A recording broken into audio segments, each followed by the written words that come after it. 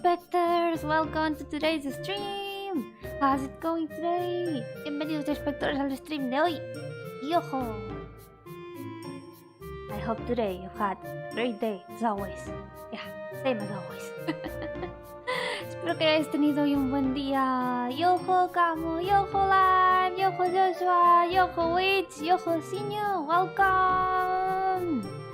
Hi Alan, Yo-hooo! Yeah. Happy Pain Mon dying! Hey, it's Pain Monday number 33! Pain Monday 33, the Pain Mondaying. Yo-ho Jaser! Yo-ho Hispanic! Yo-ho! That's the best part of my greeting. It's a fun fact about my greeting. I actually didn't make it up because I'm called Yomi. It actually just came out naturally. It was all along how I used to say hello to everyone. Even before I started streaming, Yo-ho was my automatic greeting for anyone.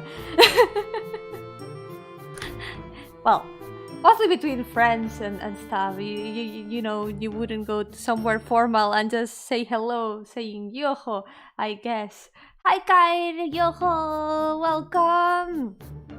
But it was kind of funny, like, wait, my name's Yomi, and Yo-ho kind of starts like Yomi, so it works as a, you know, those VTuber greetings that are kind of like puns. I love that. I love that Yo-ho is just so perfect. It's just so perfect for my name. Yo-ho-ho. That also works for Christmas. Yo-ho-ho! Merry Christmas! It's not Christmas yet though. Pirate Yomi, that would be yo-ho-hoi! Yo-ho Daniel! Yo-ho Alice! Welcome! How's it going? Yeah, it's nice that way. I love it. I love it this way. I love how it sounds. If you arrange Yo-ho and Yomi, you get me Hoyo. Dun dun dun! Are you onto something, Witch? Are you trying to figure out something? I promise I don't have anything to do with Genshin Impact or Honkai Impact. I promise.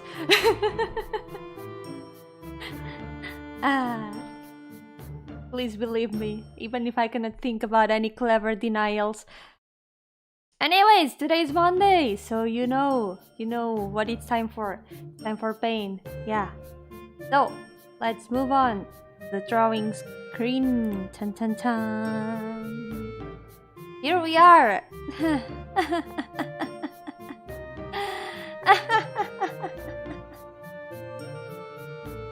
Look at the counter. I'm just gonna say, look at the counter. I might have done it again.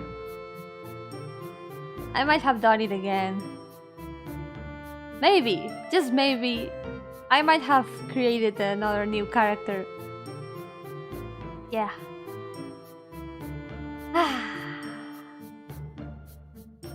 Why am I like this? I know this would happen. I knew this would happen. And here I am, still creating more characters. Maybe the real Pain Monday was the OCs we made along the way, right? Yeah, I just keep adding more and more. The number keeps rising. I want to cry.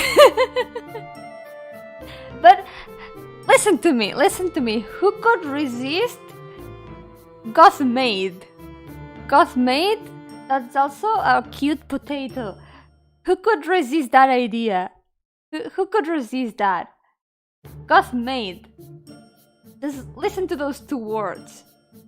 Gothmaid. I couldn't help it, okay? I couldn't help it.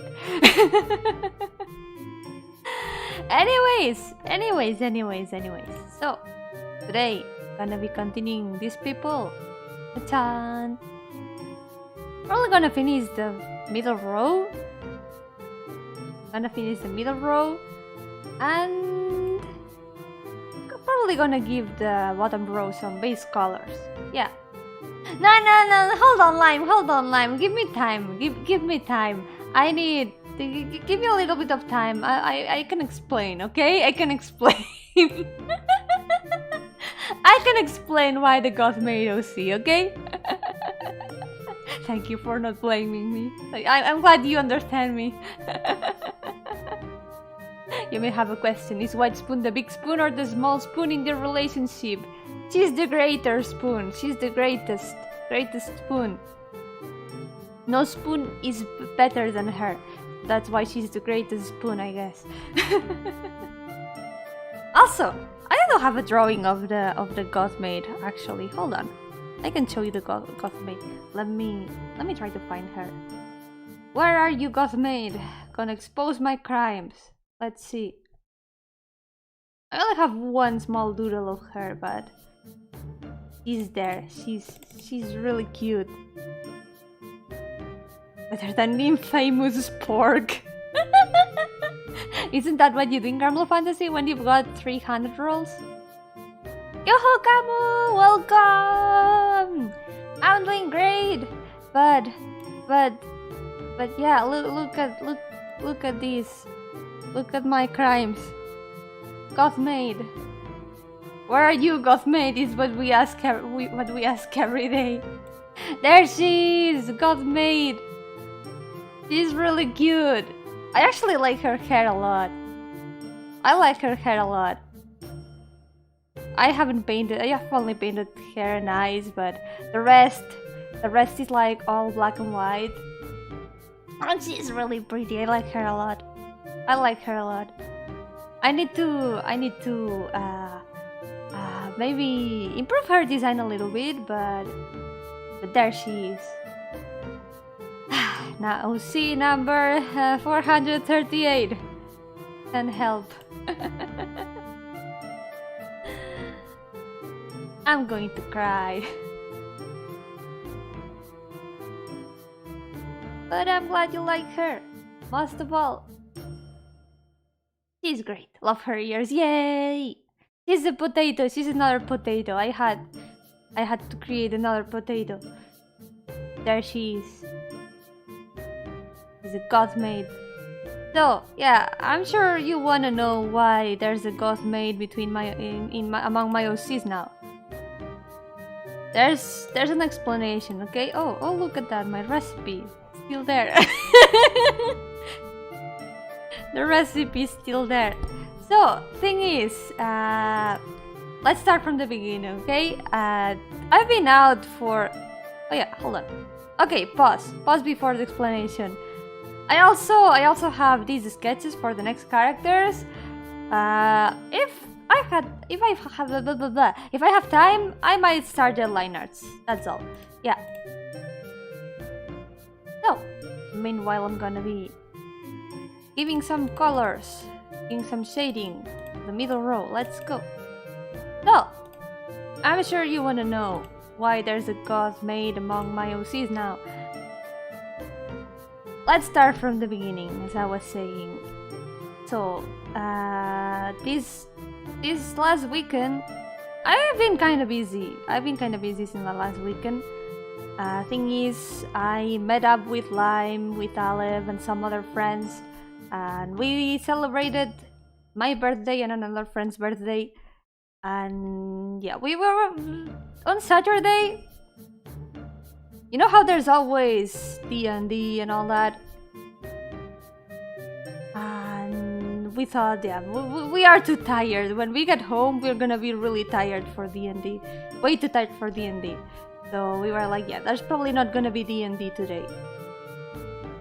Yeah, it was a surprise party. That's an important detail. I didn't expect it. I was expecting it would be the other friend's birthday party, because it was that exact day. It was the exact day we were meeting up. That same day was his birthday. So I wasn't surprised. I wouldn't have been surprised if it had been for his birthday, but it was also for my birthday, and I was like, wait, but there's still like a week until my birthday. Hold on. Let's start from the beginning. How did you make the mistake of adding yet another OC to the list? That's what I ask myself every day. And it took me a while to realize I was adding a new OC to the list, you know? When I realized I was already home and I was like, wait, is this a new OC? I can't believe I've done this. So, thing is, we weren't gonna be able to do D&D that day. So one of my friends said, don't worry guys, I'm gonna be making a one-shot. Like, he was joking though, he was joking. He started planning, like, on the fly, a one-shot about where everyone had to be an isekai character. We had been joking about that. He was like, yeah, you all make isekai characters and I'm gonna make a one-shot tonight. It was all a joke though, it didn't happen. But we still started thinking about isekai characters, and my character was like this tall girl who wanted to be potato-sized and also wanted to be a goth. So when she got isekai'd, she became a goth potato. And the thing is, of course, it's an isekai, so we gotta band together to fight a demon lord. So I told our friend who was planning the one shot, so tell me, the demon lord, how about you make the demon lord a pretty demon queen? I'm sure she would be happy to have a goth maid, right?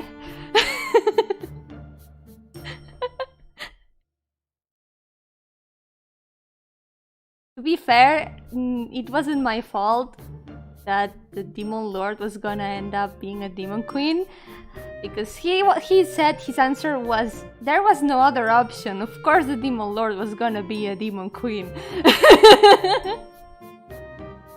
I tried to convince him to let me to let my character become the demon queen's maid.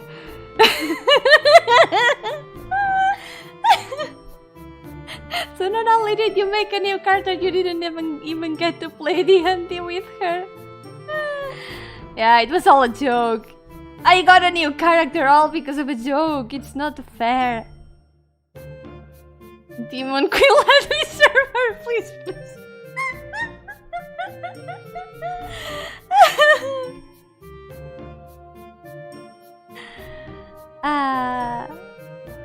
Like at the beginning we were like supposed to fight the Demon Queen. We were supposed to guide this soon-to-be hero NPC. We weren't gonna be the heroes, we were just gonna have to protect the guy who would become the hero. But in the end, we ended up like kind of siding with the Demon Queen. We were like, why don't we corrupt the hero and side with the Demon Queen? There we go. And that's how everything that's how everything ended up going south. He might do the one shot in some months. He's really planning it. Is he really planning it for real? I can't believe this. We're gonna actually do this. Oh my god. You know we cannot do that one shot. If I have to play as the god maid, I'll probably collapse. I won't be able to do that. I would be glad, you know, to serve the Demon Queen, but if it comes to that, if it comes to that, I might just like faint.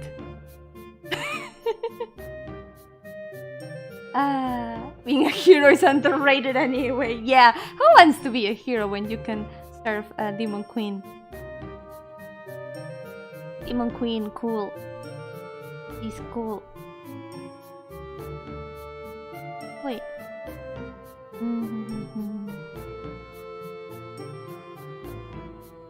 Yeah. Okay. Dating's going good. Dating's going good. It is a big crew of the hero. Oh my god, it's happening. It's really happening. Oh boy. Any bookmakers taking bets on what part of this series the title changes from 400 OCs to 500 OCs? Fun fact, the very first video, the very first stream of the challenge was actually 500 OCs. But right after I finished that stream, I thought 500 is a lot. I might like check out the list again, try to do some more cleanup, and I ended up doing some more cleanup, and the number got reduced a lot. Number decreased a lot. So I'm gonna do my best that it doesn't go back to being 500. Very gorgeous demon queen in real life asks you to serve her instead of VTubing. Would you do that? I mean, first I would need to meet an actual, real life, gorgeous demon queen. I haven't even seen a single demon queen or a single demon for the matter. They are all busy VTubing apparently. But I guess I would have free time to do VTubing, right? I mean, I wouldn't be working 24/7.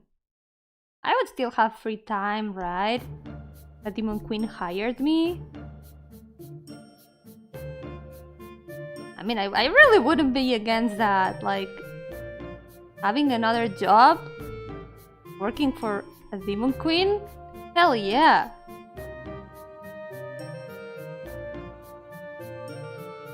Oh yeah, I think the term is overrated. Yeah, overrated. That's true. That's true. The term is overrated. Yeah. I read it as overrated, so yeah, it works. It works. Listen, the pay is good working for the bad guy, but the health and safety is abysmal. Stay away from evil minion jobs only when you have no other choice. I mean, I'm a ghost. I think I have a pretty good chance of getting hired, I guess. And health and safety doesn't affect me very much. Oh, wait. I forgot to paint these. This should be this other color.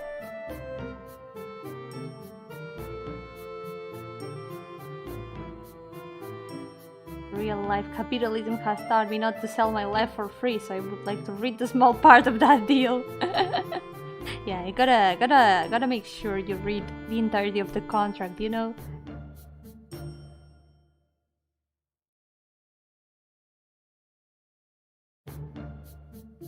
Even if it's working under a demon queen, gotta get the best deal. Arcarius may end up as a wife. I wonder if it's that easy. I'm gonna take this color. Oh, let's just follow along the demon queen's plan until I find someone cuter to be loyal to. Yes, I'm that kind of mercenary. Ah, yes, priorities. That's priorities. That's okay. There's people who betray for less. There's face heel turns that happen for less. To be fair, the story was that the god of the world killed our characters on purpose to isekai them because the hero needed guardians. The demon queen seems more cool than the god. To be honest, yes, the demon queen seems more cool than the god. And also, I'm now imagining the god of that world driving the isekai tracks. Like, personally driving the isekai tracks. If it's not like that, I'm gonna be disappointed. That seems like one kind of untrustworthy god, right? Un liante de verdad.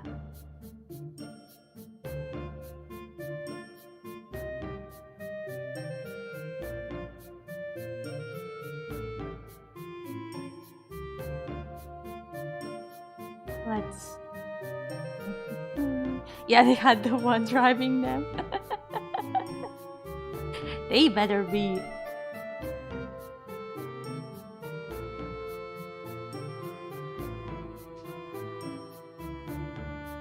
Once I found a meme of an isekai track that becomes a mecha and punch you into isekai. Hi, Lone Wolf. That's a creative way to isekai someone. But welcome.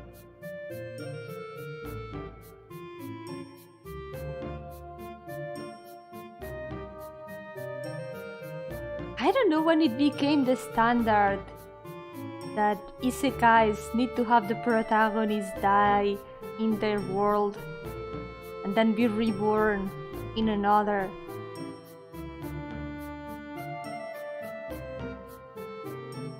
They become more popular than the kind of isekais where the protagonist just gets teleported to another world, which was actually the usual in previous works. Anyway, Yumi, can you pin the link of all the OCs you have? You are right! I forgot once again. I forgot to pin the list once again. Thank you for reminding me. Okay, let's see. 10. OC list. There you go. There's the list. Pin. Or really, sometimes they are dragged by force. That's true. I think some of them are. Like in ReZero. But usually in the past it was always like that. They would like just appear in another world. It's kind of funny that when you think about stories that at first sight don't look like isekai, but they are actually isekai. When you realize that Alice in Wonderland is an isekai.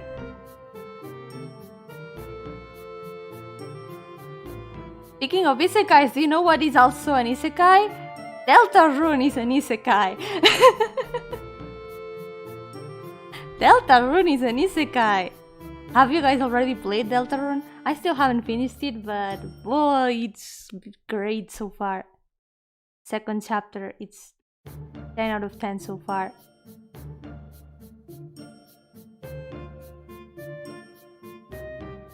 You get hit by the same truck, you get turned into a zombie. I think because if they only teleported, they had to find a way to return home. By killing the character, you would just make it impossible to return to Earth and just have to embrace fantasy. That's true! That's actually true! I didn't think about it like that. But it's true. And they get teleported. They when they just get teleported, they are always like looking for a way to return home. I guess that killing the characters and making them forget is like kind of a way to fulfill that fantasy of just leaving behind the normal world and starting life in another one.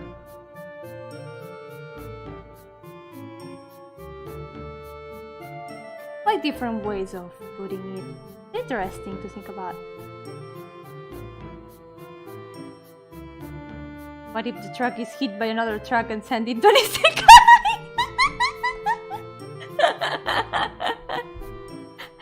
God, imagine only the truck gets isekai'd. That would actually be a really funny plot. Imagine that a truck, just the truck, not the driver or anything, the truck gets teleported to fantasy world, and then people find it. People find the truck just there. They have never seen a truck in their lives. And they are like, what the hell is this? And then the story happens like around the vehicle.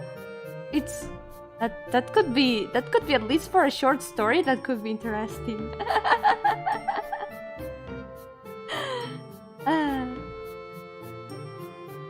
Just imagine the truck driver is Charon, who sends the most unfortunate souls to serve in the underworld. That's actually a good idea, to have Charon sending souls to the underworld. That would also be an isekai, yeah. Yo-hooo! Yo-hooo, Lina! Genio! Welcome! How's it going? We are talking about isekais. Let me see, hold on. Reverse isekai is funny because it nerfs the protagonist and makes it funny. Actually, with Lina and some other friends, we thought about a reverse isekai that was like really funny. It ended up all about a fight between two companies because the hero of a video game ended up working as a salaryman, and the demon lord also got teleported to the normal world, and he became the CEO of the rival company. That it was really funny. It was a really funny idea. Bye bye, Line. Thank you so much for coming. Yay! Have a good night.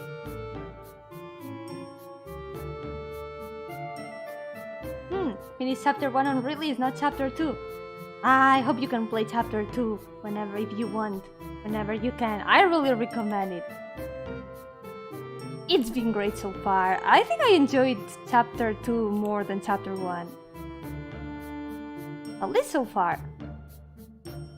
Are we just bringing up an isekai universe right now? It's okay. I think I'm fine being in this world, right? Does going to the afterlife count as an isekai? Am I gonna get isekai sometime in the future?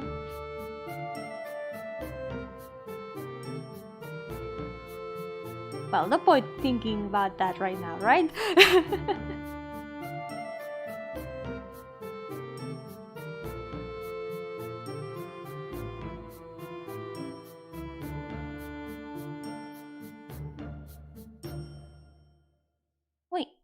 Hold on. Wait. Played and finished it, but I didn't get attached to the world like Undertale. Yeah, understandable. Like, the world of Undertale is like really charming. They are kinda different, even though they are kinda the same. They're kinda the same. Same but different.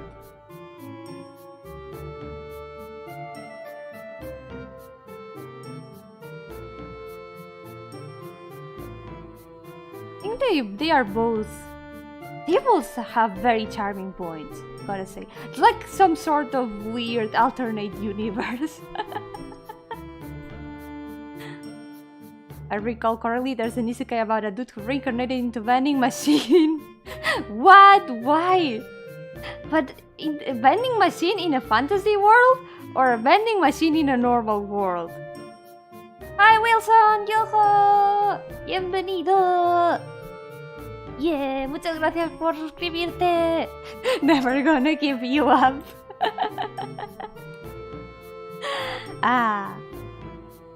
Clásico. Yo-hooo, Mr. Hanakoma, bienvenido. Yo-hooo. And we gotta continue making stuff of the reverse isekai. I love the idea and the characters. Yes, they are all great. I love them all a lot. Of Dino Hoodies, what's your wisdom today? My wisdom is...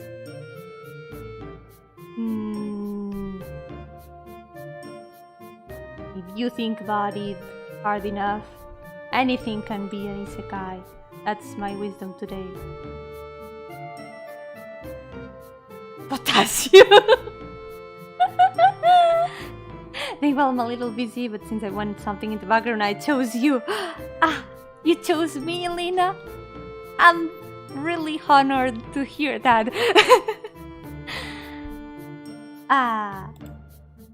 By the way, guys, Lina's gonna be doing some art later today. So if you wanna check out some art after I finish my stream, it's probably gonna be about time for Lina's stream. She's gonna be doing some VTuber fan art. He's gonna be continuing a drawing of Hako's bells. Yup. But if the protagonist dies and gets isekai'd and has an adventure, meets friends, and they all die and get isekai'd once more. At least they got isekai'd together, right? At least that's a good point, right? They are gonna be together. Not that bad, right? I got half isekai'd. Hi Ben, Yo-hooo, welcome. How's it going? Kinda got half isekai'd. It's, yeah. See, if you think about it, anything can be kind of an isekai. Even me dying.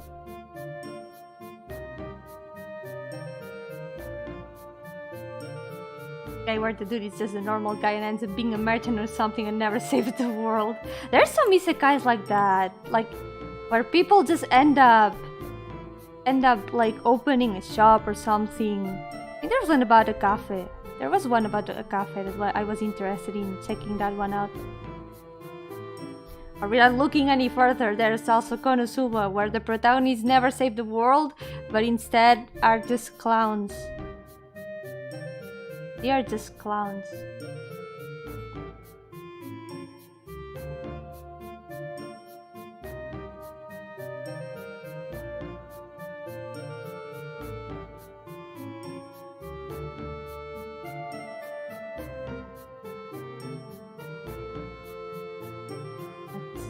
Hold on.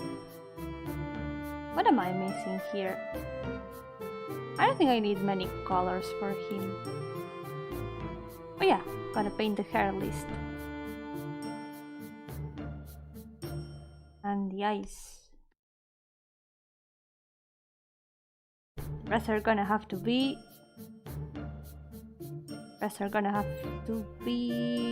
painting lines. The first ever vending machine that could ever be considered a vending machine, ancient Greece. That's not helpful. Actual vending machines were made in the 1880s, more helpful. Therefore my D&D has vending machines.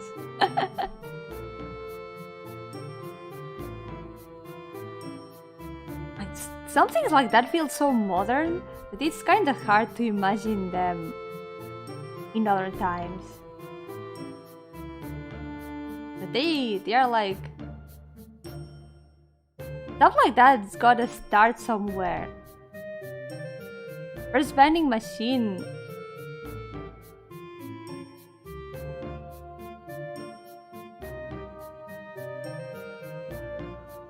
If you were to be isekai'd and reincarnated as an inanimated object but with powers, what would you be? What would I be if I got reincarnated into something?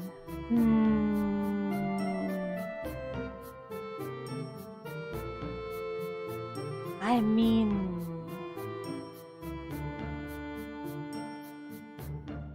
what could I be? Maybe a weapon. A sword could be cool, right?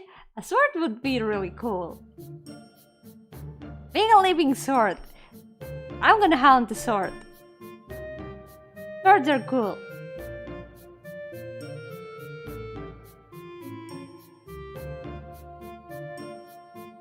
Yomi te bonquea por decirle gelatina de menta. Nah, hoy nadie va a ser bonqueado. Y no os lo merecéis. Yeah. Os vigilo. Pull back fast. Drink water. Good. Right. You are right. Gotta drink water.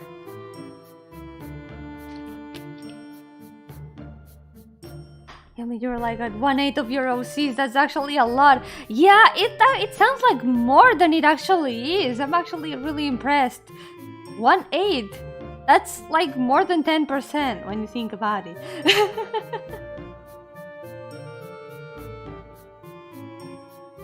Okay, now it's time for the hair. First vending machine was a dude named Steve. What? Did he get isekai'd and turn into a vending machine? Was that it? Hi, Table Milk! Yo-hooo! Welcome! How's it going?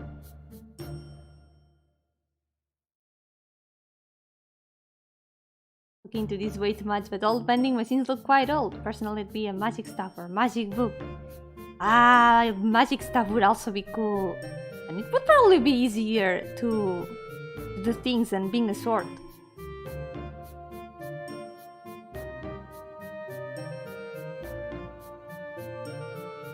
Big sword to be swung by a strong armored lady. I mean, that would be really cool, wouldn't it?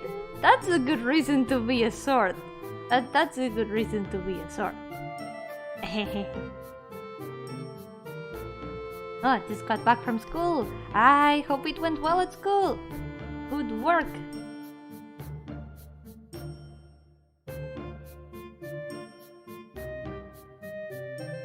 The most cop-out answer is being an anime figure that has the power to move like a human.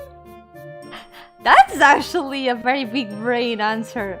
Because you've got a human-like body, but you're just like fairy-sized. That's actually a big brain answer.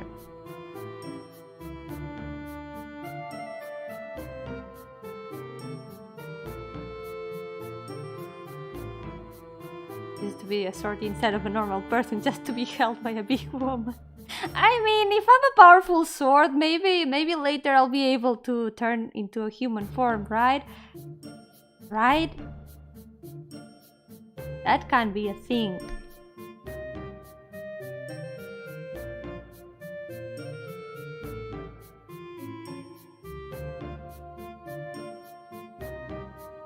Have a lot of OCs. Way too many OCs. I've got way too many OCs. I have no self-control when it comes to making OCs.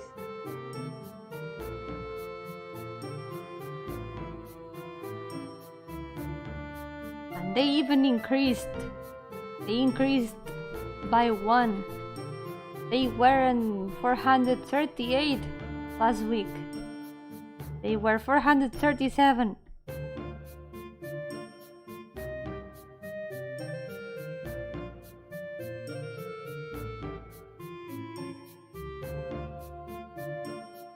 Nah, I'm gonna be a peaceful sword. I'm not gonna cut down anyone. I'm just gonna cut vegetables. Yeah.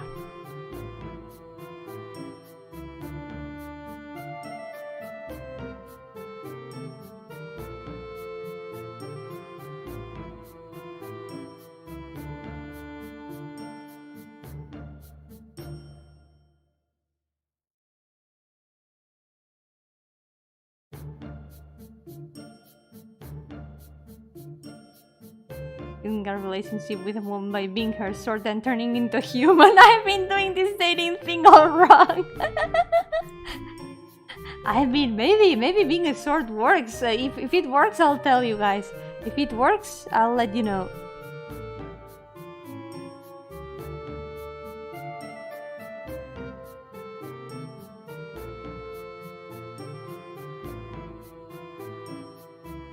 I'm gonna paint the green lines first.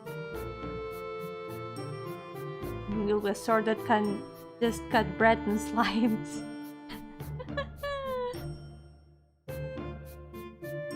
I mean, maybe if you cut enough bread and slimes, you can level up to the maximum. How much XP does cutting bread give?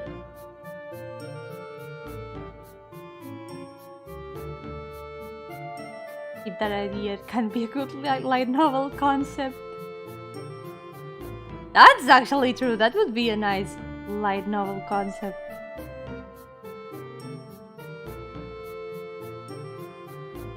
I became a living sword so my crush could hold me.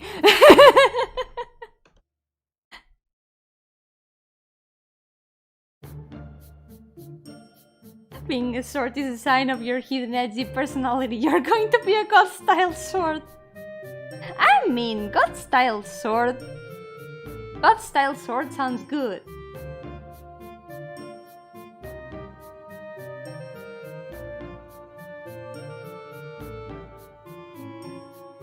I'm gonna be edgy. Swords need to be edgy, otherwise how are they gonna cut all that bread and slimes?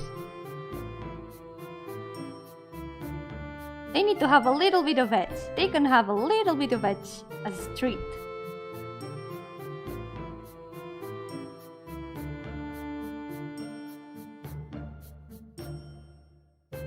Sword isekai incoming. You know what the sword would be good for cutting? Chicken nuggets. Hell yeah!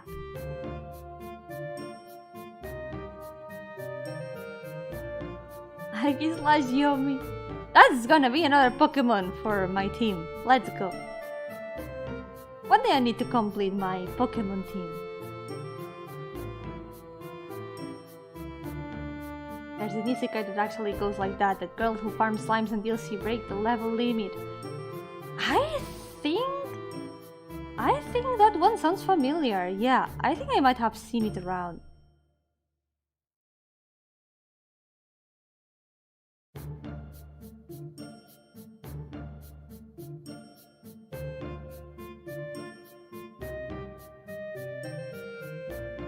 Let's see.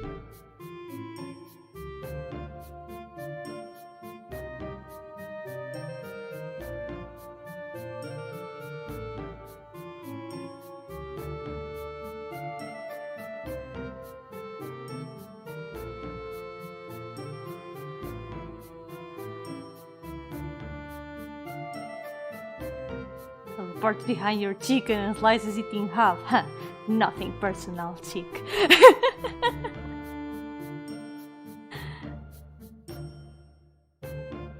You must be a small sword to depict your potato size if you don't want to be a dagger. What do you mean? I'm gonna be a great sword. I'm gonna be a great sword. Or a long sword. Gonna represent the size of my brain. On the ancient Greece vending machine. It's an absolutely insane, like ancient magic. Whoa. Does it work like exactly the same as normal ones? Like you put a coin in it and it drops a drink?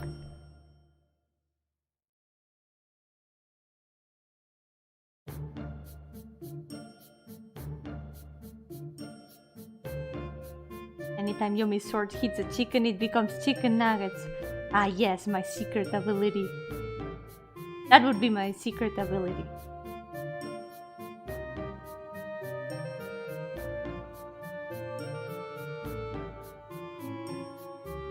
Yomi, but if you are a knife or a dagger, she can shoot you in her tight belt.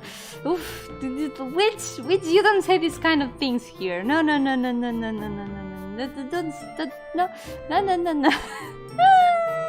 Don't give me ideas. Don't give me ideas. No.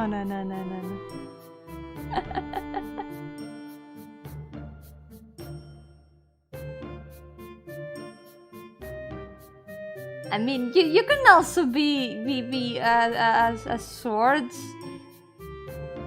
You can also like.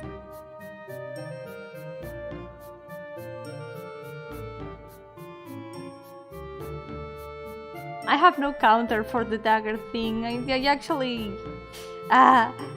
don't make me become a dagger. No.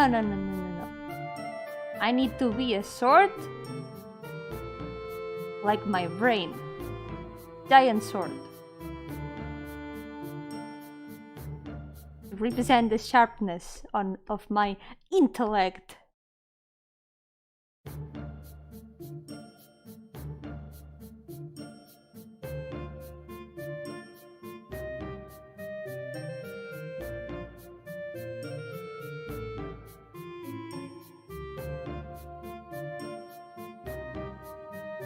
I learned that it's technically a vending machine. Oh, you put a coin into vase while the coin is spinning down a spiral. The spiral is weighed down just enough that it acts as a way to lift up a valve that keeps the holy water in the vase. Then it pours out like a little teapot. Wow, like those machines that serves coffee? Whoa.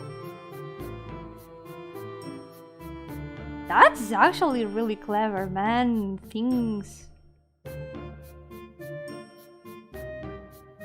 things back then, they really figured it out how to do that.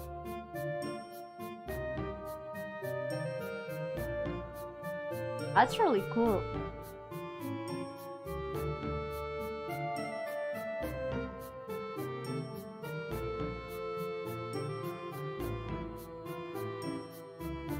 Technically, it's a vending machine, yeah.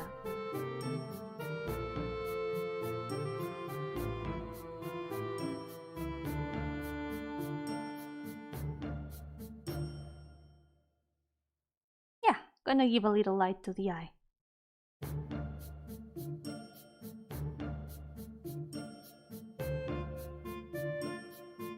Sometimes in fantasy settings, there's this kind of thing where you might not be sure what things might exist there or not. For example, electricity. I think electricity is like a very common thing like that.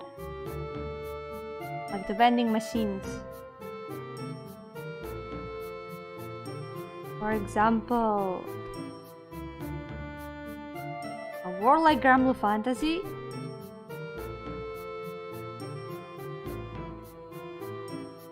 It is kind of medieval at times, but other times it has a mix of medieval and futuristic.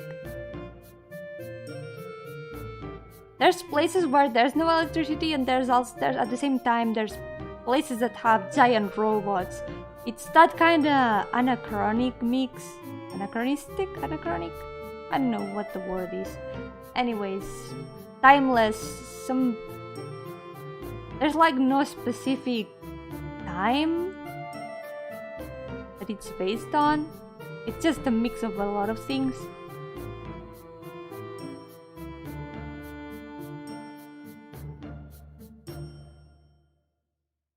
Interesting, like, it's a fantasy world in the end.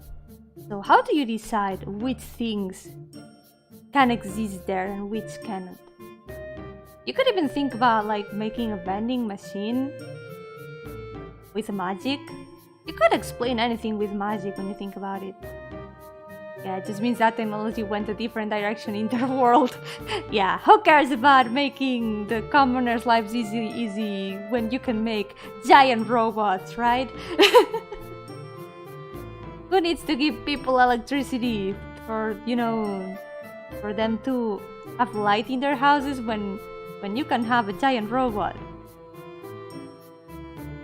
Priorities, you know? Yo-hooo, Miss Vander, welcome! How's it going? Right, I completely forgot that since this OC is now finished, technically. Wait, I can actually add a little bit of light. Now you sound like a true villain. I'm just trying to find an explanation for that, okay? I'm not trying to be the bad guy here.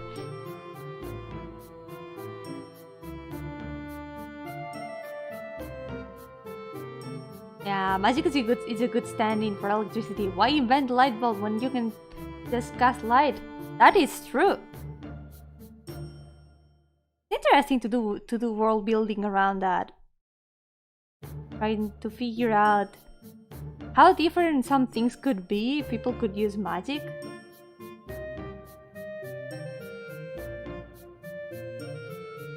Yeah, I'm gonna give him a little bit of a gradient. Since most of his hair is invisible.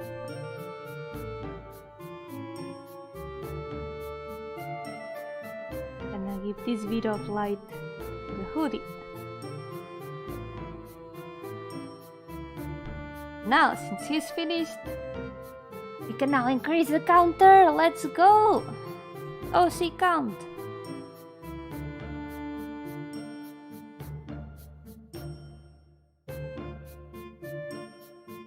Now the OC count is 53.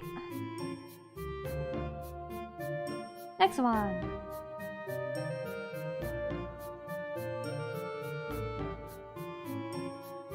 There may be a sword that wish, but keep in mind, true might find its way into accepting your essence. It could be a big sword, but your ultimate state can only be achieved by turning into a dagger. I'll figure it out, you know? I'll figure it out. I will figure it out. It's gonna be fine.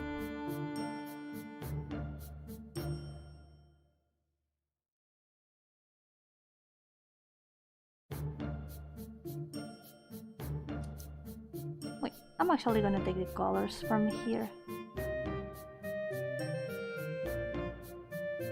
Yeah, Migdal's very cute too. Yeah, I'm glad you like them.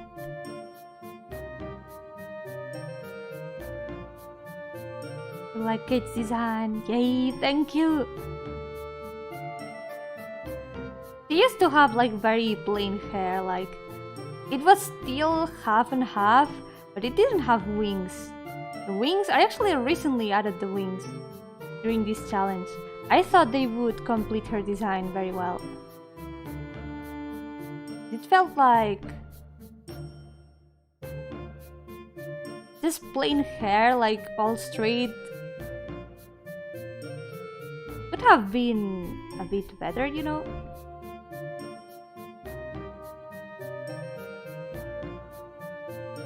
Her design was a bit plain.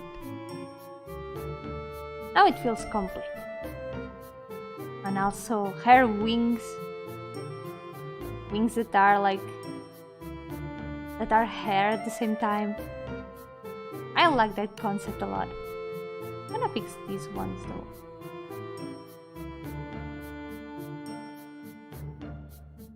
I'm gonna fix these feathers a little bit.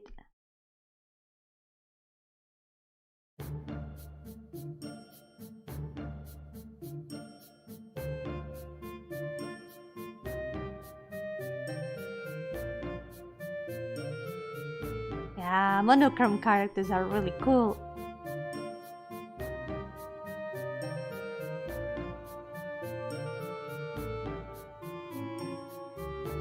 Yes, my king, the people are starving, but this huge imagination of mine can destroy many things. See, priorities. Gotta have priorities. Yo-hooo, Asterisk! Welcome! Yay, I'm glad you like it. I've been drawing a lot of my characters. That's only some of them.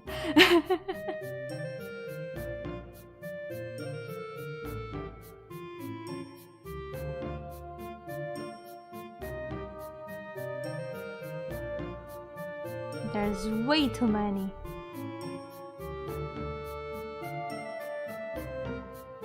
Can I add some more feathers here?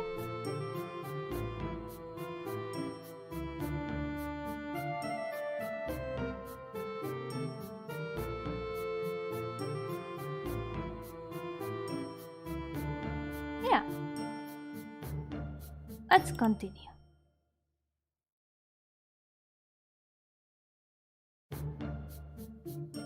Nowhere near creative enough to come up with OCs. Well, it takes a bit of work to create them. Especially if you want to develop them well, yeah.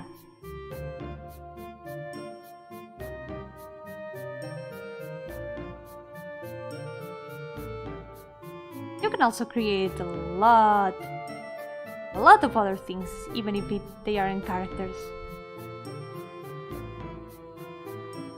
Creating settings is also cool. And it's a matter of thinking up concepts. Or even getting inspired by other things.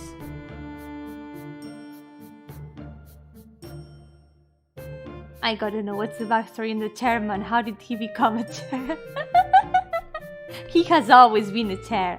That's the story. He's always been a chair. Wait! No! No, I added those in the same layer. No, that was in the wrong layer. I'm going to cry. I can't believe I messed up the layers. No. And yeah, Chairman has always been a chair. It was written in his name. It was destiny. I did an oopsie. I messed up. It have been in this other layer.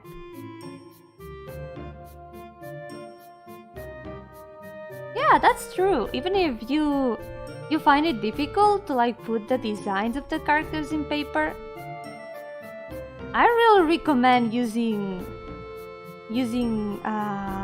character creators like Pikru or Choco Charat Choco.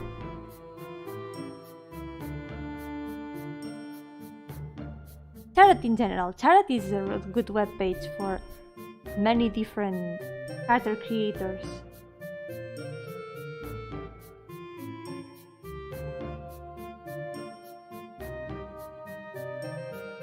Bye bye, Elang. Have a good night. Thank you for coming. For example, actually for the Gothmaid. Actually, for the Gothmaid, what I did first, because I was on the way back. I wasn't home yet to draw. I made a chibi with Choco Charat. Made a chibi to try to figure out how the design would be. That's what I did. Ta-tan! And then I got home and I drew her.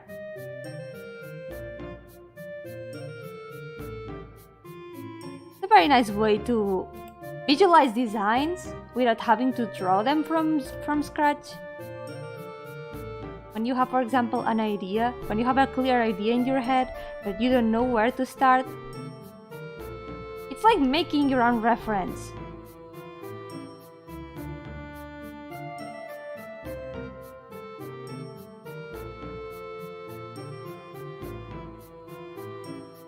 Gothmaid, now you're really speaking my language. Right? Gothmaid is a thing now. Gothmaid. He exists. He's OC number 438. Ah. You understand, right? You understand why I had to create her. I couldn't resist.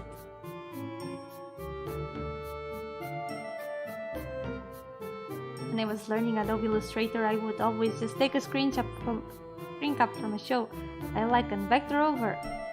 Yeah, to practice, that's good to practice. Those are wise words for someone who bases her own design in a random word generator. See? See, it works. It works. Taking inspiration or ideas from other places isn't a bad thing on itself.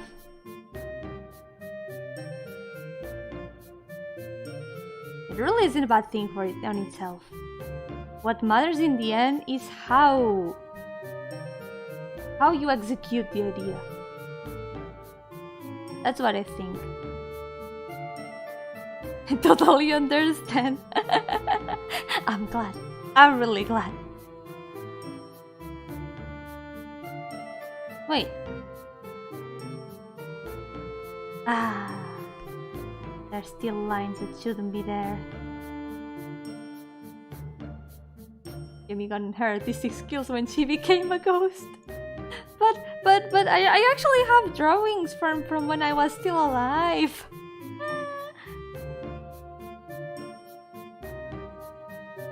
My drawing skills are the product of many years of drawing non-stop.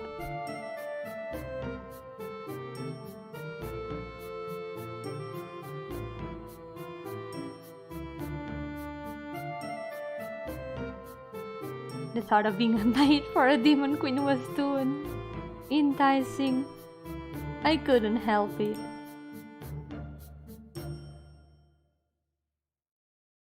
I mean... Hi Arby! Yo-hooo! Nice to see you!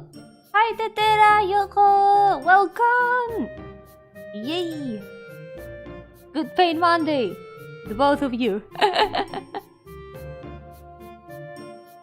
Favorite fantasy setting is just in fact what if Earth but fantasy. That is a good concept too. I remember do you know the Dragon Guard setting? Maybe the Nier setting sounds a bit more familiar. but they are mostly the same. The thing is, the world map of Drakengard is actually the map of Earth, but flipped. It's upside down. So it's technically Earth. What if Earth, but magical? Can to say hi before falling asleep. Good night, Tetera. We will always remember you.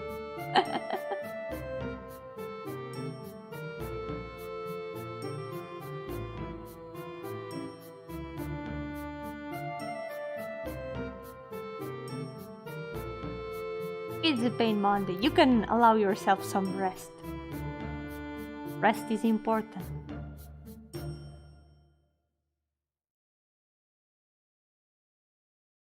What if Earth, but the cartographer had too much drink last night? Like those maps that are like, what if it was Earth, but the land is water and the water is land. What if Earth, but magical girl? Where do we live? We are literally magical beings. That's true. You are right. We already live in magical Earth.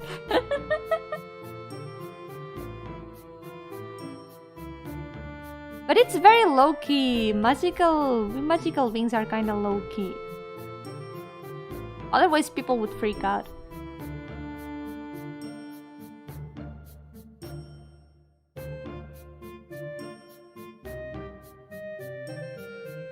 Yeah, fictional history is a thing. You take art history and sprinkle some magic dust to it.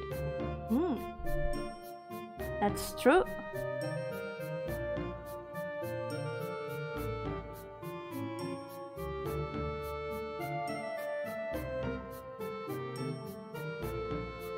Dominate the world. That sounds like a lot of responsibility, though. I'm gonna leave it to the Demon Queen to dominate the world. Yeah. I can be the secretary, the maid. Yeah.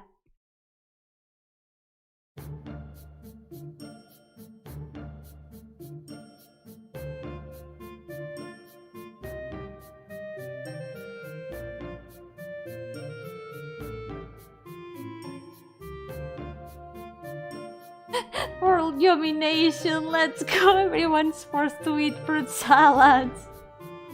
What do you mean fruit salads? Everyone's forced to eat chicken nuggets and fruit salads. Maybe some people want fruit salads. Gonna let everyone eat what they prefer. Yo-hooo Rose, welcome! How's it going?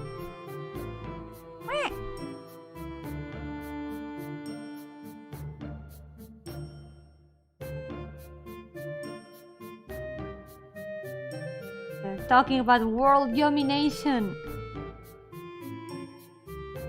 But I don't think I'm ready to rule the world. Yeah, I'm gonna leave it to the Demon Queen. She'll do a good job.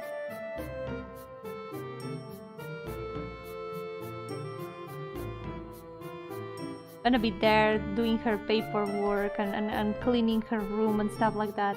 Yeah. Ow! Got sick. No, I hope you get better soon, Rose. I hope it's nothing too bad. Take care.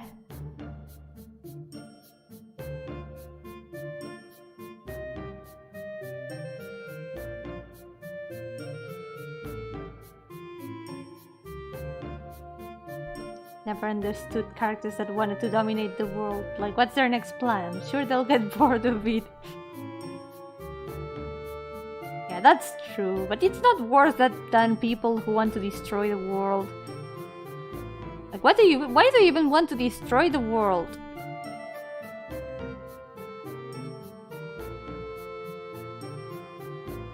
Where are you even going to live then? Why would you want to miss a world where chicken nuggets exist? A world where goth maids exist. Yo-hooo, Evil Eyes! Welcome! How's it going? In the void with chicken nuggets. Oh, void. Should I say, oh, void? Aha!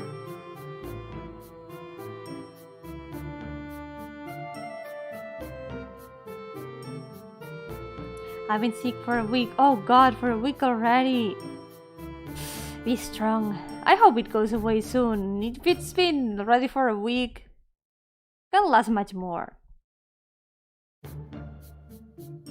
Dominate the world has been the goal of 9 out of 10 real-life empires since the beginning. I'm sure it has some appeal. I guess the appeal is money. Yomi cult dominate the world. Do you all want to try to dominate the world? But yeah, we're gonna need to hire a demon queen to do it in my stead. I really cannot do it. I really cannot do it. You're gonna have to find me the demon queen.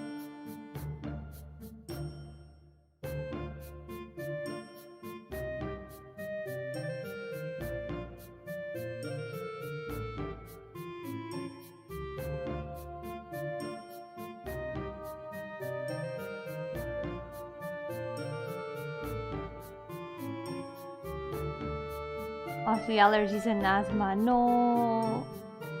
God, that's even worse. It's hard for that to go away then. Be strong.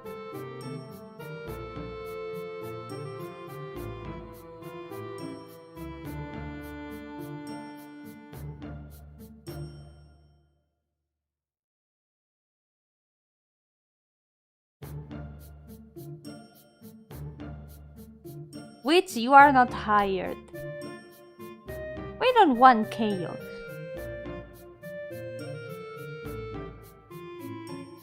We need a bit of balance, you know? We need chill. There's enough chaos in the world already.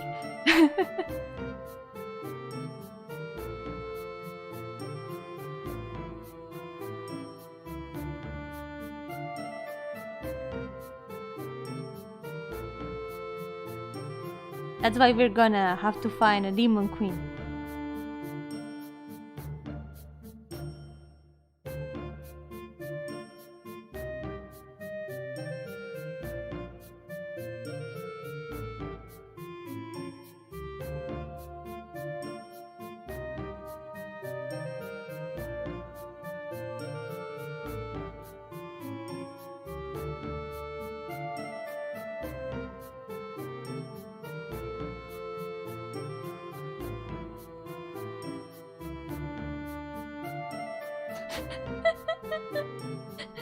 Who said anything about finding a wife? That's too soon. It's too early. It's too early. I need to meet her first, you know?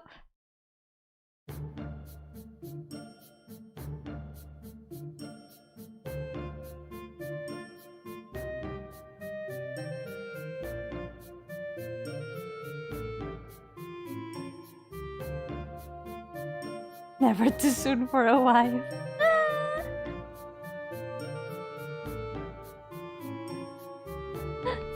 Not when you're not mentally ready. I'm not mentally ready.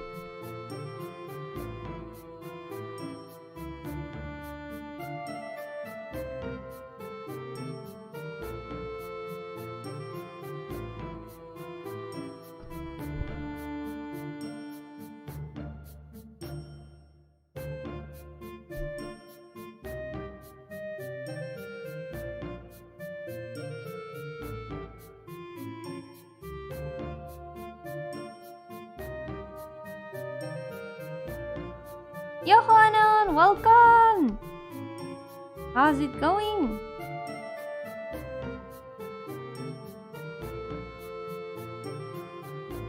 I can dominate the world. I can barely give my own life direction, let alone decide the fate of billions of people. But what if you were the chosen one? Harvey, what if you were the chosen one?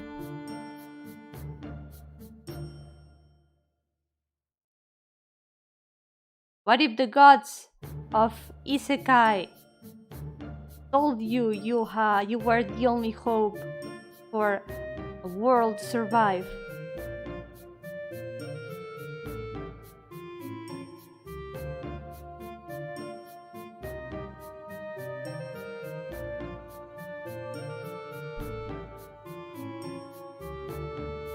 Does that mean I'm an orphan? No, now you just get to Christmas. I guess that's fair.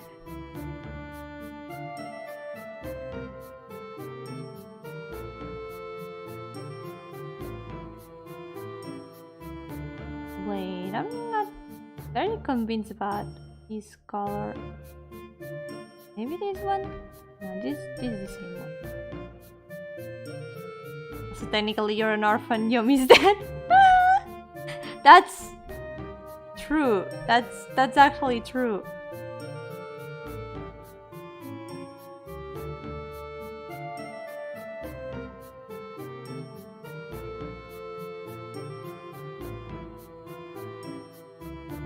The gods told me that I'm the chosen one and I don't trust my fate to the gods anymore. Their short calls suck. I'm the chosen one, then I'm gonna just become a ghost and chill in the afterlife. That's not so bad an option, to be honest. I feel that.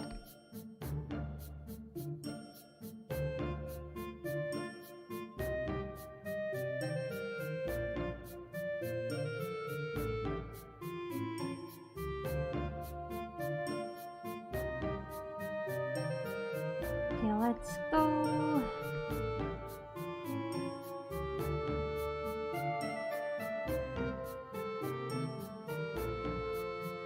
Yomi's a lost soul. Maybe in Minecraft I am.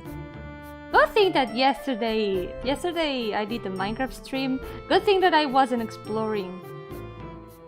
Good thing that I was like just walking around the same place. I always get lost in Minecraft.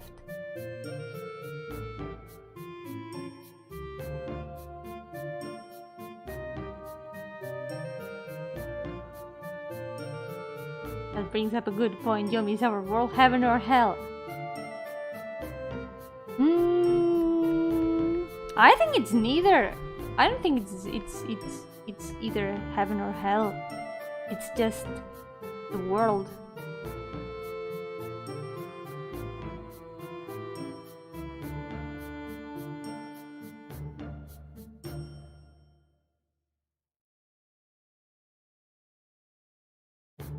There's a bit of everything.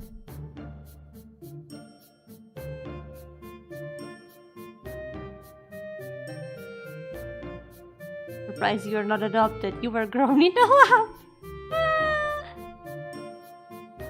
Wait, you were supposed to wait 100 years to tell her that. That was deep.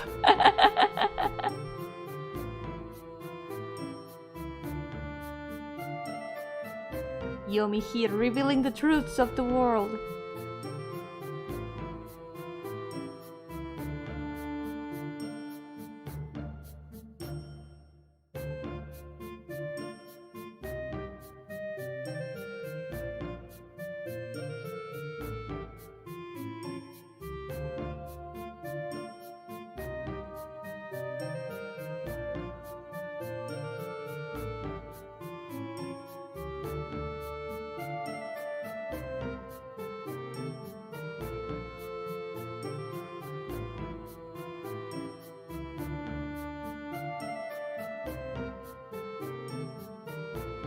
Bring the shadow down here. Let's go. Today this percentage is gonna increase. What's it like at the afterlife? Cannot say yet. I'm not in the afterlife yet. I'm kinda beyond the grave, but I'm not at the afterlife yet. I'm still in this world, technically.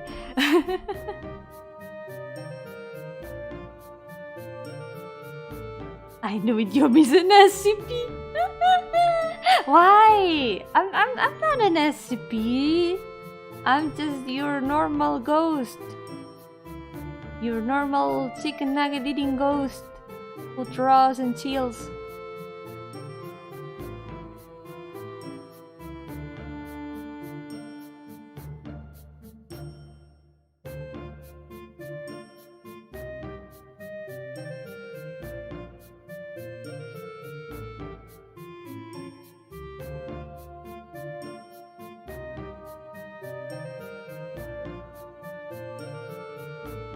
That's what all SCPs say.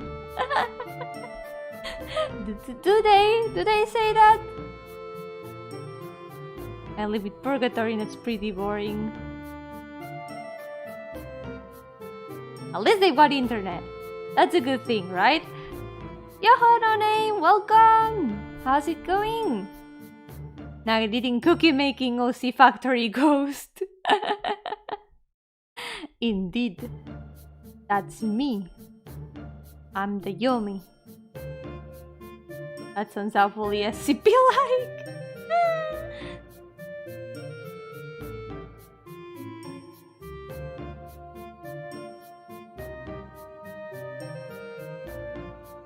You haven't moved on yet, that means you're hunting someplace, right? Yeah! I'm here in my garden.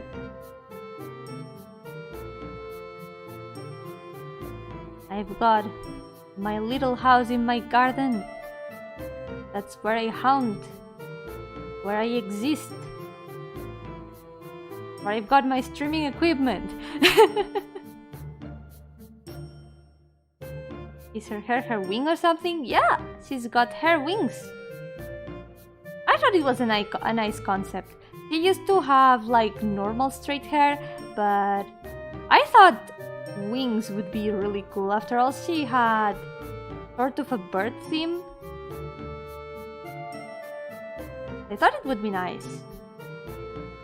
The hair design looked a bit plain before. I thought this would help give her a little bit more interesting traits.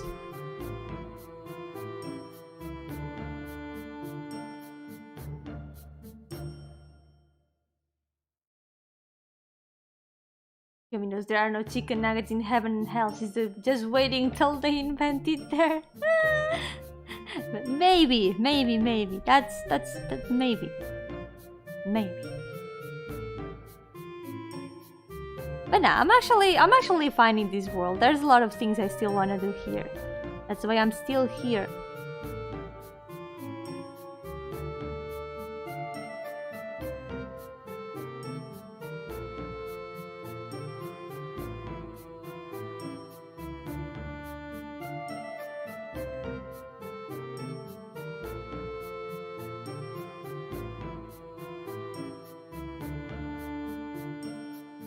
Do you sell tickets for 100 roller coaster rides in the garden? I don't have any roller coasters here, sadly. But I'm actually not a big fan of roller coasters. I'm actually kinda scared of them. I've only had bad experiences with roller coasters. They are scary. I don't like the vertigo feeling they give when you ride them. I was convinced to ride one years ago. And not a very good experience, I have to say.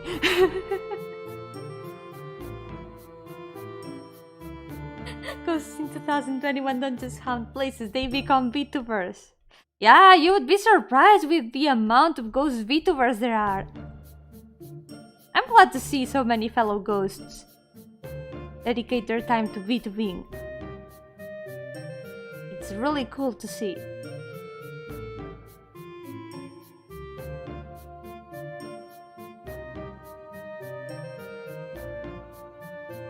They are tired of appearing in 144p resolution cameras. What made your roller coaster experience bad? The fear. It was the fear. The vertigo. I just really dislike that feeling. The vertigo feeling. Yeah, there's a lot more ghost VTubers. There's a whole bunch of them. I think there's even a Discord server for ghost VTubers and ghost VTuber lovers.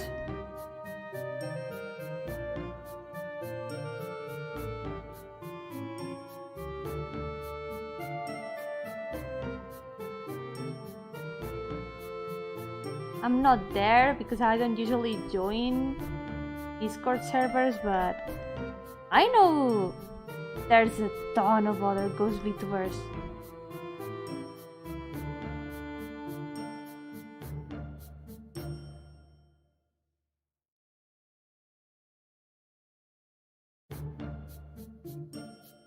For example, the person who made that Discord server is a fellow ghost VTuber named Reiko, and they even have a bunch of different ghost VTubers in their Twitter banner.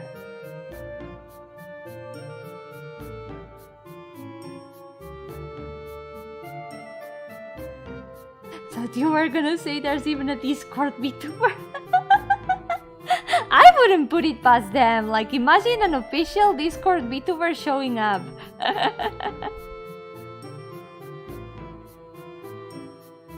Lots of companies have had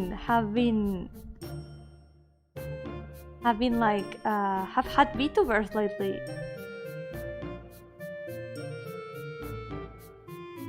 Breaking a rule here, but even Iron Mouse is calling all monster-themed VTubers ghost zombies to collab with. Most VTuber concepts have been done already, unless you get specific, like, yeah, I'm a cosmic gnome. That's a great concept. I like the idea of a cosmic gnome, and even that I wouldn't be surprised if there was a cosmic gnome VTuber.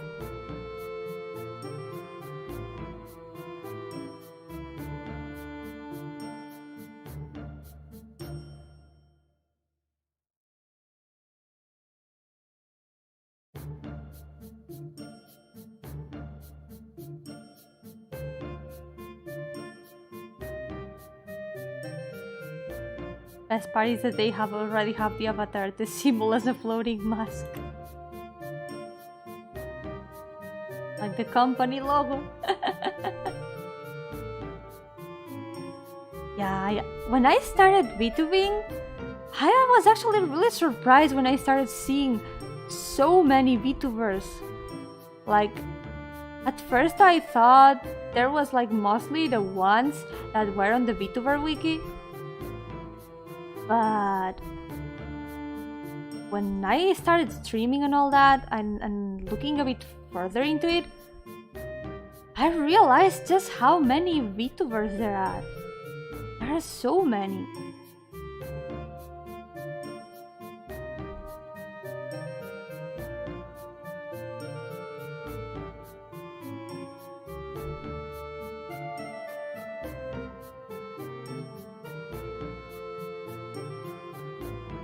One day VTuber theme's gonna be like one of those long title manga. I'm surprised I haven't seen like many manga about VTubers. Like, I wouldn't be surprised if there was like one or two already, or more. Wait, there's some lines I haven't painted here.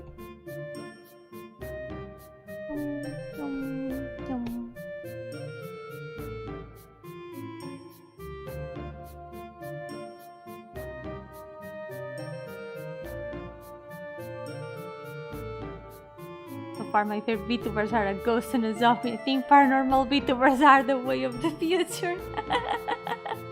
Hell yeah!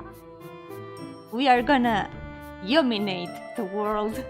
At least the VTuber world, maybe. Nah, maybe not, but we're still cool. We are still cool. Especially undead VTubers, we must stay strong together.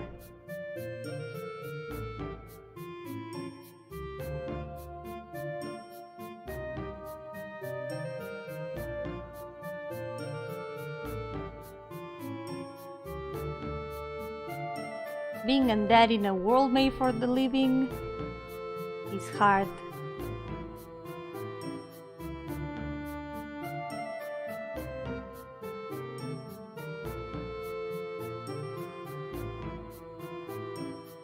Well, then my stomach just dropped and I felt right when I saw the VTuber website. Oh god, yeah! VTuber is a good way to find tons and tons of VTubers.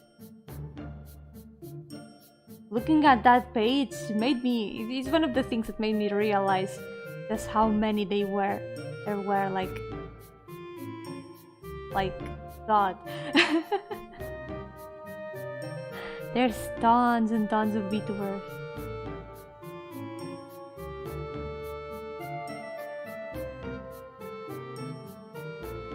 But at the same time, it really says a lot. Like, there's so many people who would probably have never started streaming if it weren't for VTubing. It's great to see people finally feel brave enough to do what they want to do.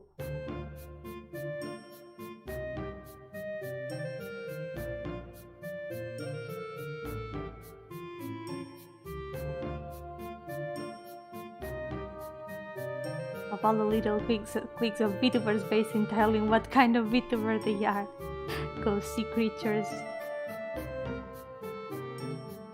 It's nice to see like VTubers with similar themes to you. It's like you're finding like some sort of connection with them. You can feel some sort of connection. Like look at them and you're like, you know that comics that's like same hat?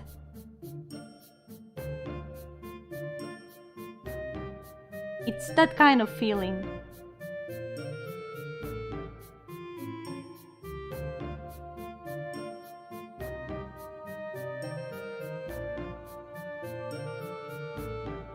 Those VTubers play Phasmophobia.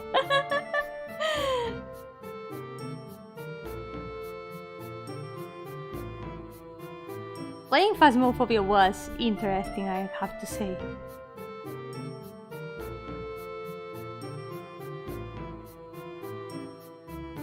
In the end, you're just chilling there with the ghost.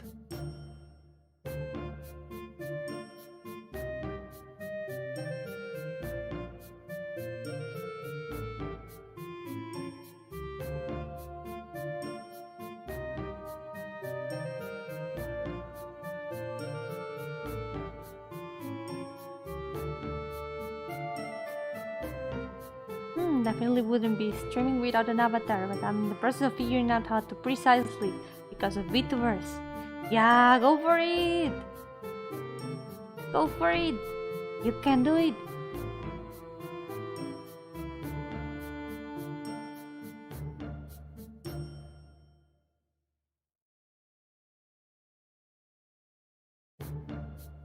The end, the hardest part is starting, so...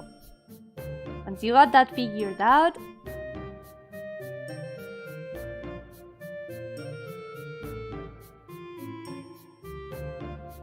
and it's only a matter of keeping at it.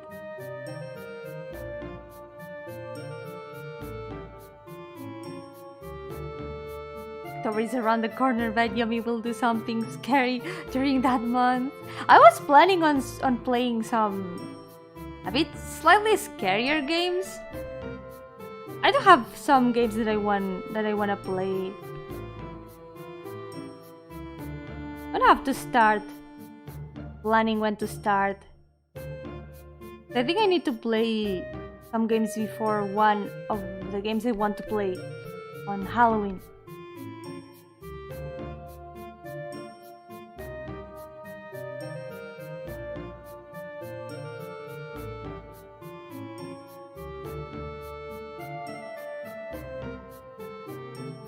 We're chilling here with the ghost right now, though. Chilling indeed. Aha. You chilling because I'm a ghost?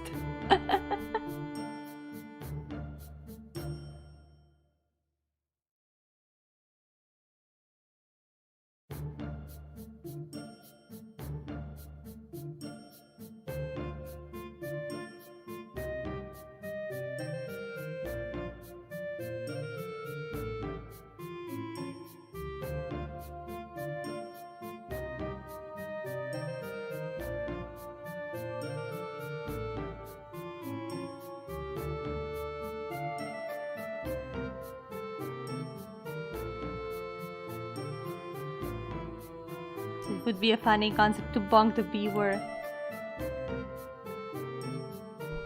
But anyone can bonk the viewer, though. I can bonk you guys.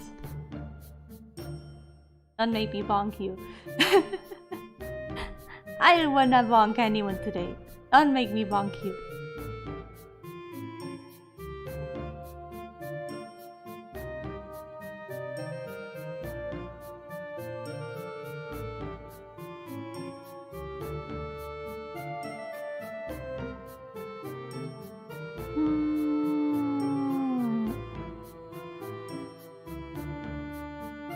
I think I need a bit more shading.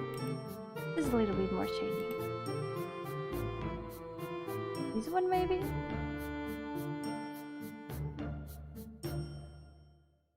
You have the right to be bonked.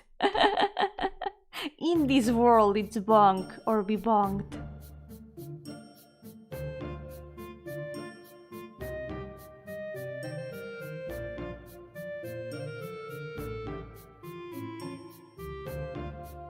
Wait, add a bit of shading? Yeah. What must I do to get a ghost bonk? Do you want to get a ghost bonk? Are you sure? Are you sure you want to get bonked?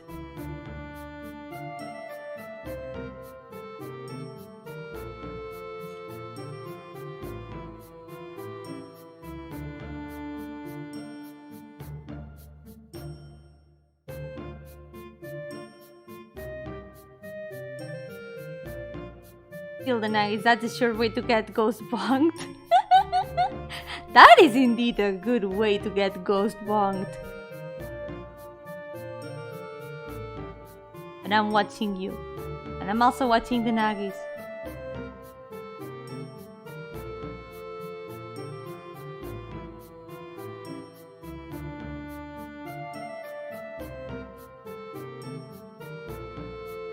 I'm keeping watch.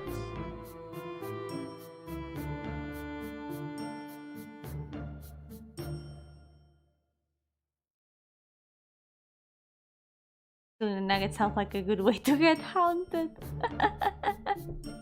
A ghost bonk perhaps is like ghost hug. You can feel it, but it's there. You get it.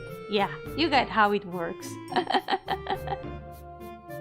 I can tell you have been bonked. You have been ghost bonked before.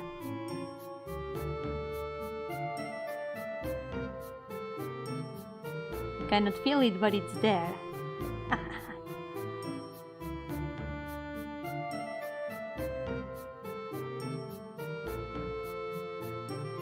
I'm gonna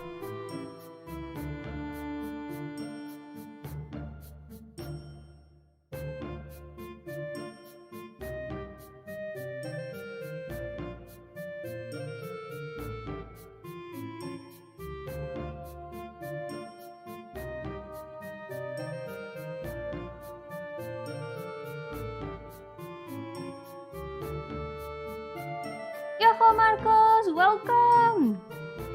Oh, just took my second dose of the vaccine today. Nice! I hope you don't get any secondary effects. That would be pretty bad.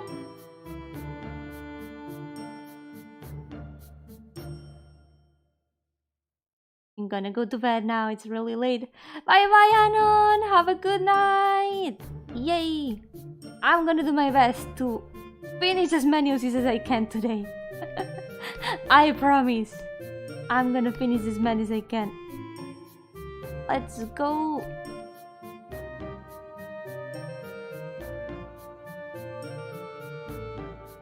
Congrats on more than 1,000 subs. Yay! Thank you so much. By the way, I think mostly everyone here knows, but next Monday we're having a celebration. Next Monday there's gonna be a 1K sub celebration and also birthday celebration, both at the same time. Yup.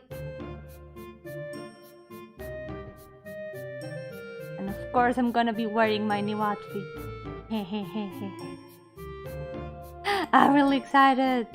I'm really excited to show my new outfit. Oh, I didn't know yet. I'm glad you know now. You'll see, it's gonna be great. My plan for now is to show my new outfit, do some karaoke, gonna be singing again, and also probably play some painful games. I'm probably gonna finally fulfill my promise and play Cat Mario.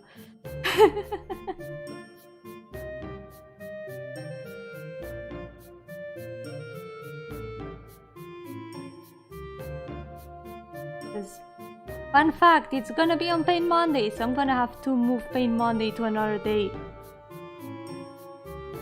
Pain Monday is gonna have to become Pain Birthday.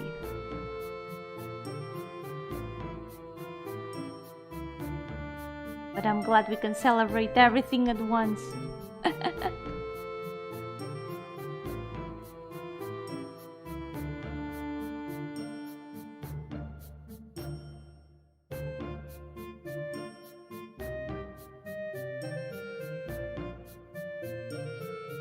Yup, all that in one stream.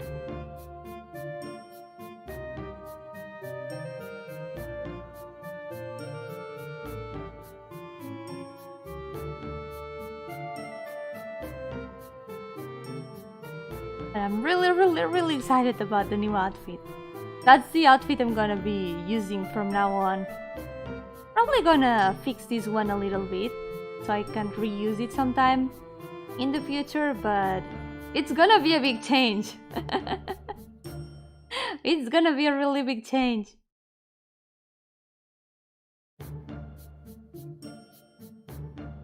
I'm kinda nervous about it.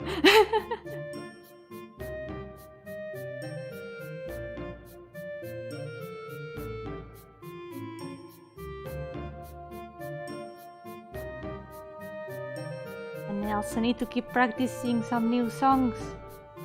I want to bring some new songs.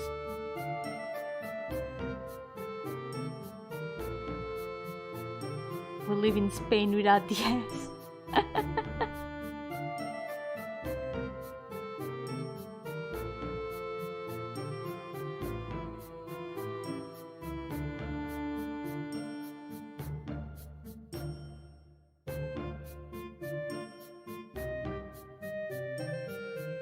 Not like me, because I live in Spain without the A. I live in Spain.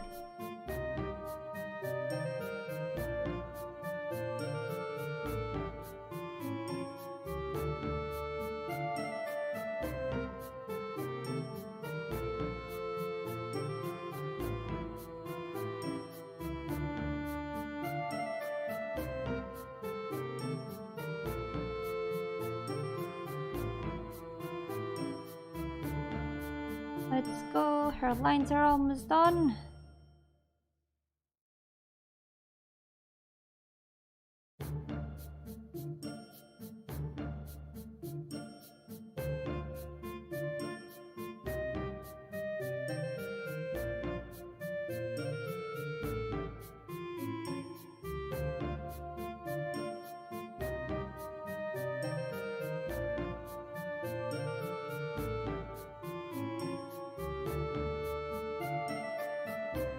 Still, all of these characters, including Chairman, actually, or at least most of them, most of the ones up here, they're from a story that it's kind of like surreal, kind of more like subconscious thing.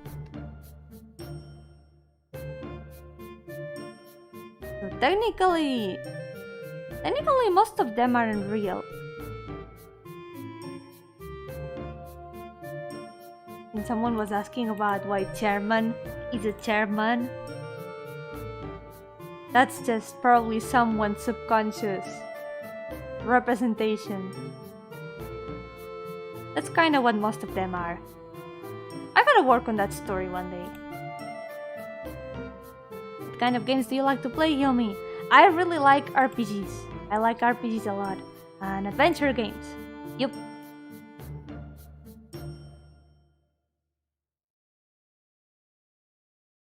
I like games that have like a lot of focus on story and good environments. Games that can actually make me feel like I'm inside a game. I like atmospheric games, yeah. I like games with nice atmospheres. Yomi likes the atmosphere of games which I can really get by, yeah. That's it. I just love atmospheric games a lot. One of my favorite things of games. Being able to represent an atmosphere with only the resources that the game has, which are visuals and sound.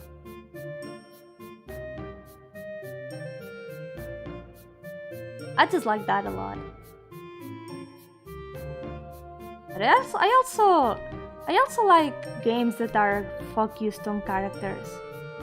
In the end, I'm also a character designer, so I'm also really interested in games that are really focused on the story and its characters.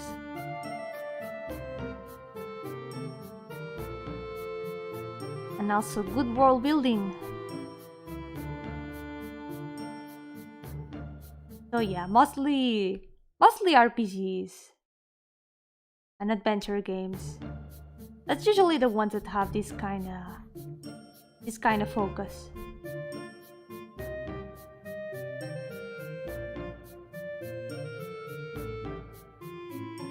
Really like FPS RPGs, games where you can progress and feel your character getting stronger.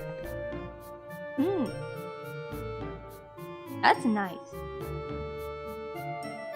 Yeah, that's something I was actually talking about yesterday. Between all the creeper explosions, and I think it's actually something very interesting.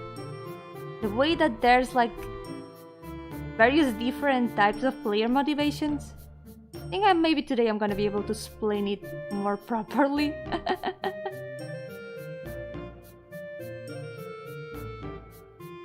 Like every person who plays games does it for their own reasons, but they are usually classified between 4 types of players with 4 different motivations.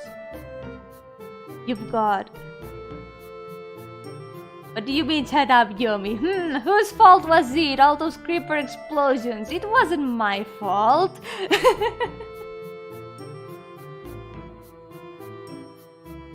Rest in peace, witch. Press F. F in the chat for witch.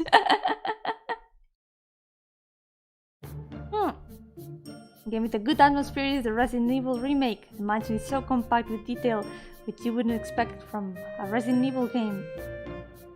One of the best games I've ever played. Sadly, I don't think Resident Evil games are like my kind of game in the sense of horror because I'm a coward. But I would like to read on the game and see what it's about. That's the kind of game where I prefer to read about it rather than play it because yeah, I'm a coward. But for example, I used to like reading the plots of Silent Hill games. Cause I'm too much of a coward to play them, but I like horror game plots anyways. Okay, small pause. Cage is done. Cage is finished, so that means he gets to be added to the OC count. Completed. 54. Done.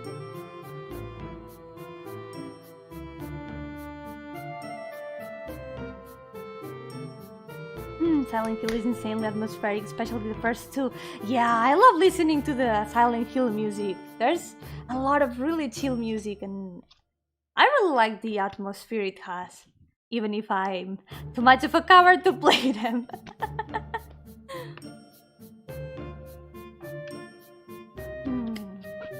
Moisture. Stay hydrated, guys. Stay hydrated. So, like I was saying, there's usually these 4 classifications for players. You've got achievers, who are players who like to complete all the achievements that the game gives them. They wanna complete all the challenges, like defeat all the hardest bosses, to like be able to just complete the lists of achievements and stuff. They like to 100% a game. They're the kind of people who like to 100% a game. You've also got explorers who like to see every single secret that the game has. It's kind of similar to achievers, but more in the exploration sense. And you've also got socializers, who are players who like to play with other people. They like to play multiplayer games, they like to play MMOs, socialize with other people, make new friends through games. And you've lastly but not most important, you've got killers, who are players who like to destroy everything, who like to fight enemies, who like to become stronger. So those are the 4 main motivations in which players are classified. You can have more than 2 of those motivations, by the way. You can even have all 4.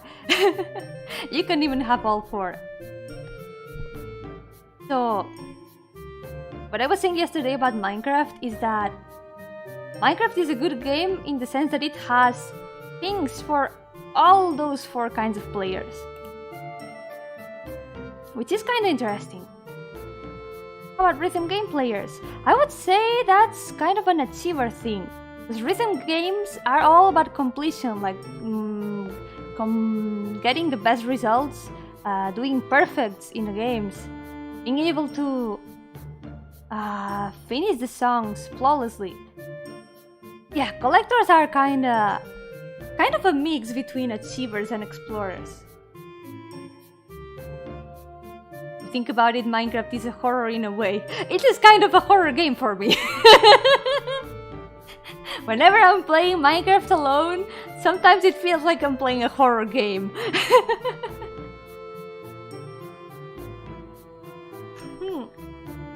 Resident Evil Village does a great job of immersing you and making you feel like you are on top of the food chain everywhere you go. Yeah, that's a good point in horror games. That's a really good point in horror games. It's that make you feel like you're in danger. Like if you are powerful enough, if you feel powerful enough to defeat everything, it probably stops feeling like a horror game. Because you are in control of the situation. Scaredy Cat, I still remember the creeper scream clip. I don't know what you're talking about. Me screaming because a creeper got inside my house. I don't know what you're talking about. Try to 100% games before, but eventually I just get tired. Yeah, sometimes it's a lot of work. It feels great to complete everything, but it's also really time consuming. That's really time consuming. How about whalers? Well, that's a whole another classification actually. There's the thing about whaling can be because of multiple reasons. It's kind of independent of your motivation for playing, because whaling can be to get more powerful resources, to become stronger and beat other players. It can also be whaling to get some characters you are lacking, so you can complete the entire list and collect everything. It can be a lot of things. But whaling is actually a whole other classification, which is how players who pay in free-to-play games are classified. Because whales are actually the ones that pay a lot, the ones that actually kind of sustain the entire game. They are the ones who continuously pay. There's very few of them actually. It's become kind of a meme to call anyone who pays a whale. But whales are actually a small fraction of the people who pay. Usually there's 3 classifications in that. You've got You got minnows, who are the ones that pay the least. People who are like occasionally, they occasionally say, I might pay for this thing this time. They feel like it's a good deal, and then maybe they won't pay again in like 1 year or more. It's like just people who make very, very occasional microtransactions. Those are called minnows. They are like most of the people who pay are usually like that. Then there's dolphins, who are the ones who pay regularly, but not a lot.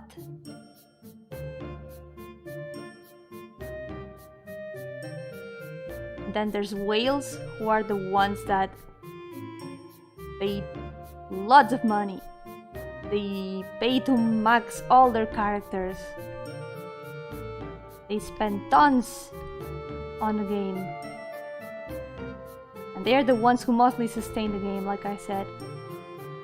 That's more or less the classification. Yeah, they are all sea creature names. I love the aquarium.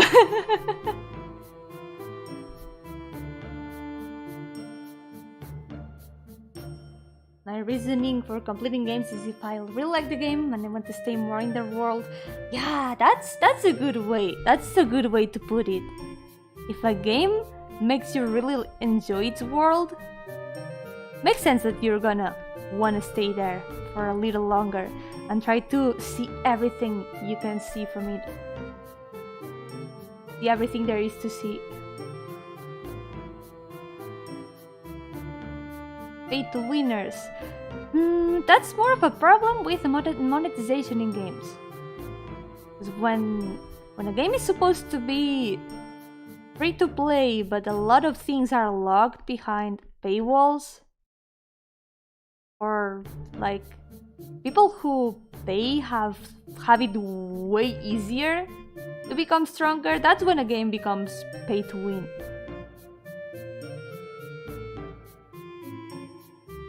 It's not so much a problem of having people who pay and become too strong. It's not a problem of having pay to winners, but of how the game has handled monetization.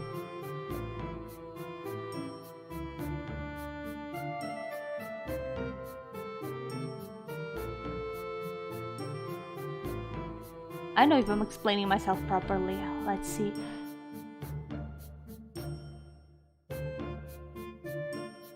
Like, yeah, it's bad when there's this huge difference between people who pay and people who don't.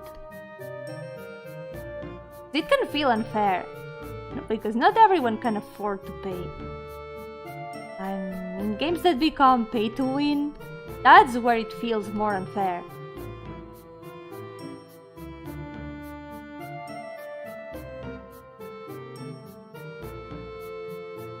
But it's mostly a problem of how the game handles monetization. Because in a game with good monetization, pay to win should never happen. Everyone should have like equal chances to become stronger, but paying should only make it a little bit easier, or maybe give you things that don't make you stronger, but that are like just things that aren't exactly necessary to play. For example, character skins. You don't exactly need them to become stronger, but if you want them, you can get them if you really like a character.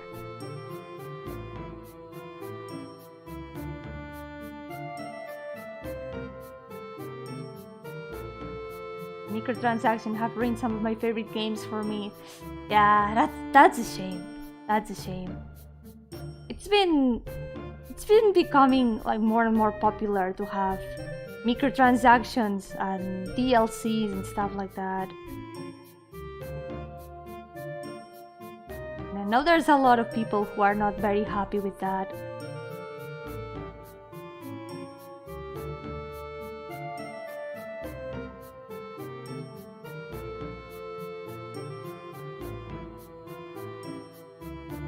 Honestly, honestly, the scariest game I have ever played was one where I had to worry about other players. NPCs can be predictable, but players use reason in what they do.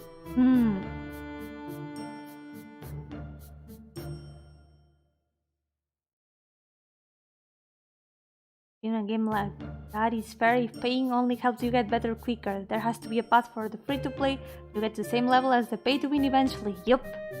That is true. That is true. Even if it is like through hard work, through grinding, even if it can be tedious, if you can get there without paying, then it's still fair to some point. It's still fair. Like recently, a lot of devs are more worried about working on cosmetics for people to buy instead of the actual content of the game. That's another point. There's gotta be a balance. There's gotta be balance, because if they focus a lot on the cosmetics to buy,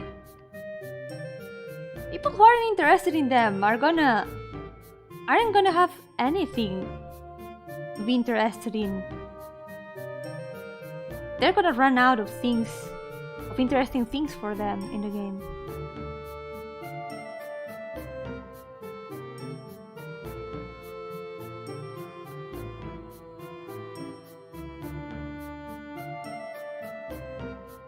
Maybe I should just obscure a bit more. Yeah, I think this looks better. It looks better like this. Obscure a little bit more. This is all an excuse not to draw his other eye, I'm gonna be honest. I just don't want to draw his other eye.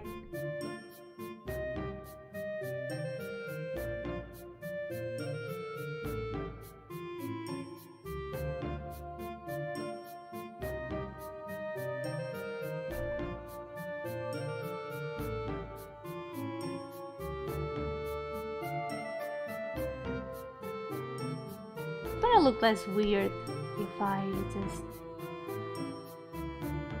darken it a little bit more, maybe?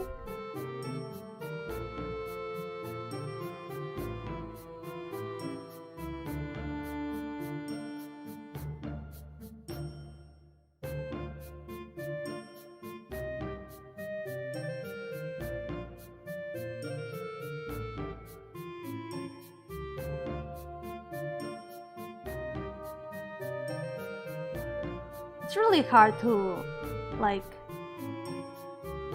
really balance monetization of a free-to-play game correctly. There's very few games that do it right.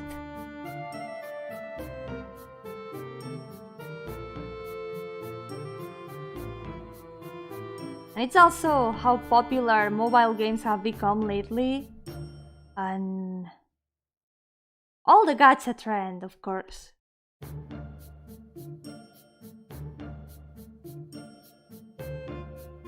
I think I've talked about the gachas a lot on stream, I gotta say. I have a lot of opinions and thoughts on gacha.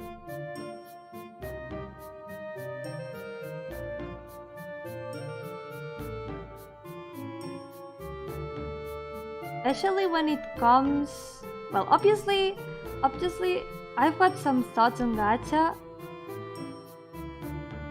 in the gacha aspect, but I also have some thoughts on gacha on how they work as a storytelling way, as a how to say, oh yeah, save check, save. Gotta explain it to the new kids too.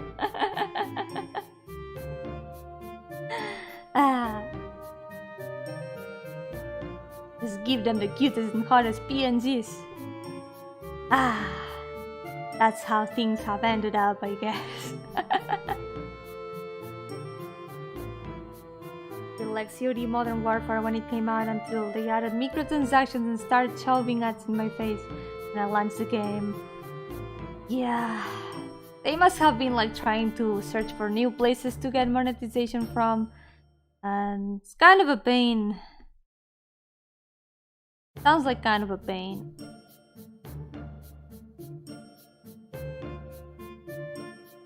Like, obviously not all gachas have stories, but I've been thinking about how story quests work in gachas. For example, I do play some gacha games. I do play quite a lot of gacha games. Some I don't play them as much anymore, but I still do play a bunch of them. I play Grand Blue Fantasy, I play Alchemy Stars, Dark Knights, Genshin Impact, and a lot more. I've still got some more. I've got Dragalia, games like that. And sometimes I think about how the stories there kind of work.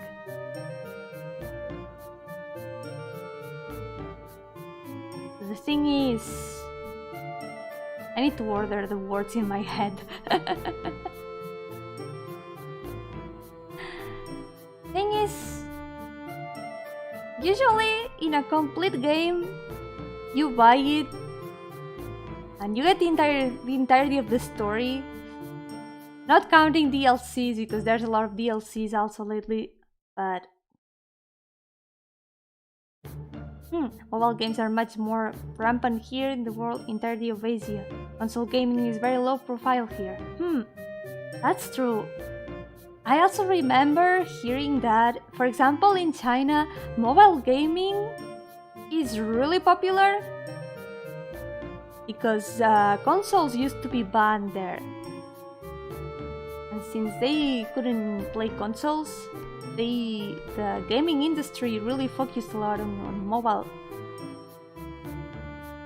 That's why there are so many super high quality games made, super quality mobile games made in China.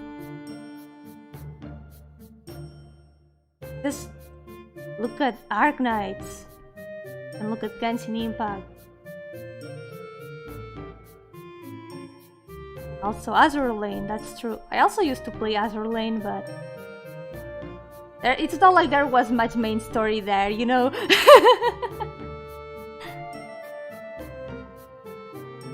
Yeah, they are really good. They have really high quality art and music.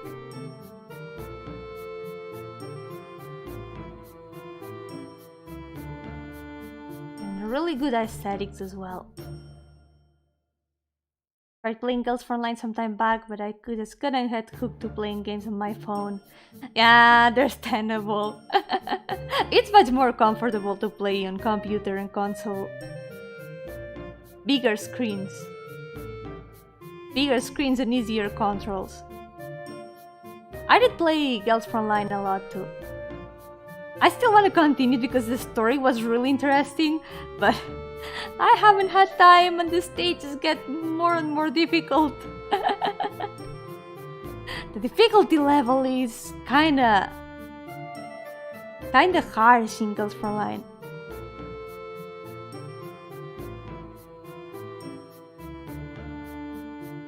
Fine with DLC.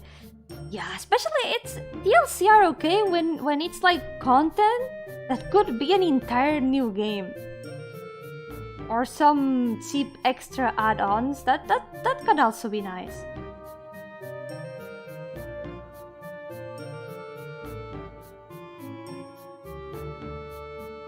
Too bad I don't play mobile games. It's not about mobile games because everyone around me are hooked to them.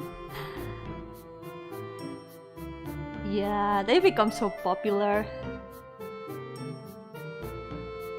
Did you hear about China's new law about how many hours you can play games? I've heard some things about new laws. There's been some new laws about gaming in general. I don't remember the one about the hours though.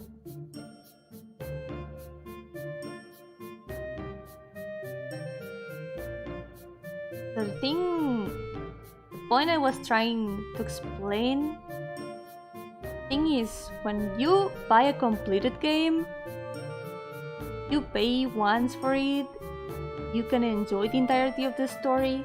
The story has a start and an ending. DLC aside, the story is complete there. It's got a start, it's got an ending. You can enjoy it completely, but when it comes to gacha games, what do you do with their stories? Like...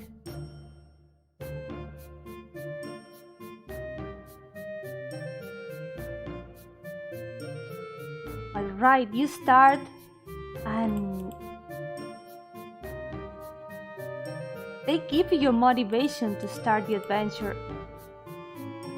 For example, the example I always use, Grand Blue Fantasy. In Grand Blue Fantasy, the protagonist gets a letter from their father that tells them, yeah, come look for me in this super mysterious island that is said to only exist in legends. Come for me, I'm there. Yeah. Their father, who has been missing for tons of years, suddenly sends them a letter saying that, well, yeah, go on a journey and find me. So you've got that as a start. That's the start the motivation to start. So yeah, you go on your adventure. You start traveling here and there. You start meeting new friends. You meet new characters that accompany you in the story. Things happen on the way. What do you do? When do you end the story?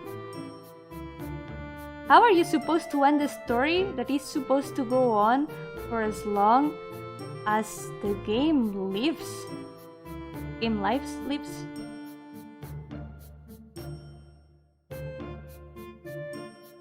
As long as the game stays alive, you're gonna have to update it more and more. How do you finish a story like that? It's much harder to decide. Much harder to give an ending to stories that are supposed to expand more and more.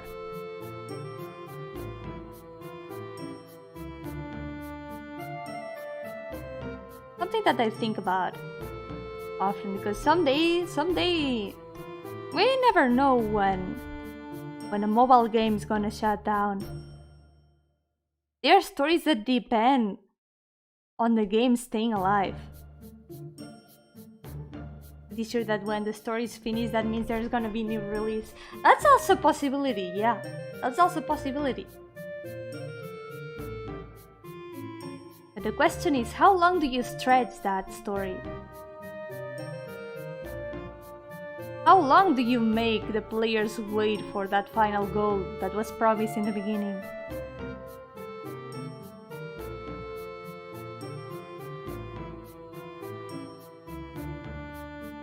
That's why for my stories, I don't want them to be gacha. Sometimes sometimes I get that, yeah, I have so many characters. I could make a gacha game with them. I have even thought about making a gacha game with them. Because it would actually be fun, releasing multiple versions of them and stuff like that. Even though making a gacha game is hard. But I want to make like complete stories with them instead. That's what kind of made me think about that.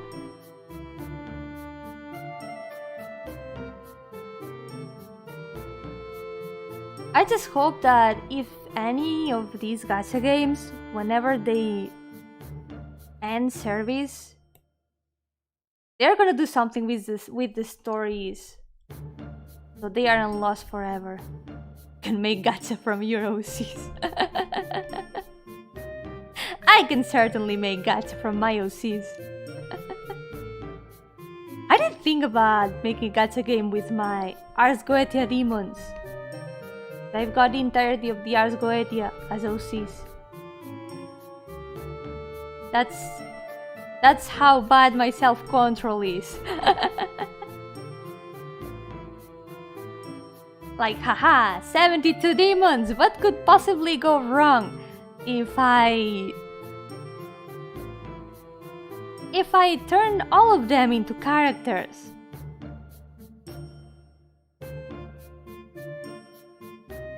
¡Yo-hooo! ¡Buenas! ¿Qué tal? Aquí estamos en otro lunes de dolor.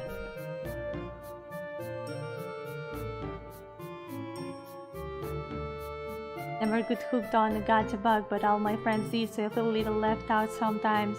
Yeah, I can get that.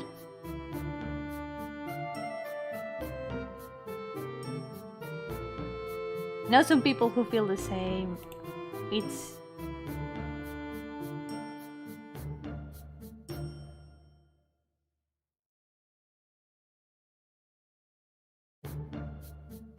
hard to say it.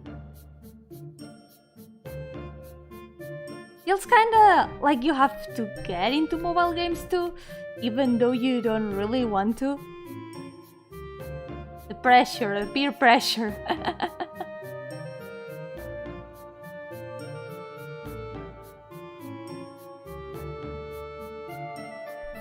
Oh jeez, I got a 5-star Lampir wearing a Santa costume!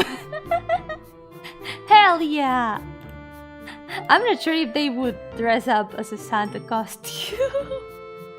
Nah, actually yes, they probably would. They probably would. They would actually really enjoy Christmas. And they would want their friends to also dress up as Santa. To be Santa together, but and they wouldn't want to.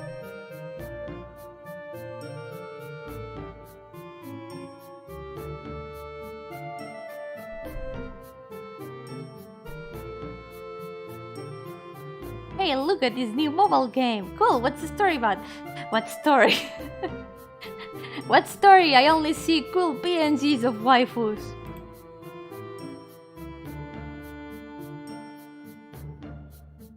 Yeah, I usually play the gachas for the stories because I like the stories of the gachas I play. But there's people who actually play to become stronger. For example, in Grand Blue Fantasy, I was actually surprised to see people who actually didn't care much about the characters and only cared about getting the ones that were the stronger. They just wanted to get the strongest characters and then just become really strong. Isn't that why we originally play? We see beautiful lady and then we stay for the story? Okay, fair. It might be a little bit like that. I stay for the story, but I find gachas for the PNGs. That is true. I'm not gonna deny that.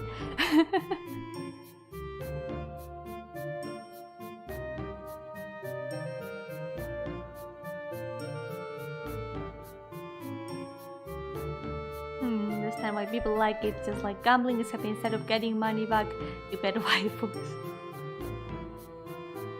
Yeah, it's probably that feeling of being able to play as your favorites. Just knowing that your favorites are there. I mean, I can understand that feeling because I've been there. I've been there rolling for my waifus in gacha games. Speaking of which, oh right, speaking of which, tomorrow I'm actually gonna be rolling in gacha. Tomorrow's actually a Genshin stream. I'm gonna be rolling to get Kokomi.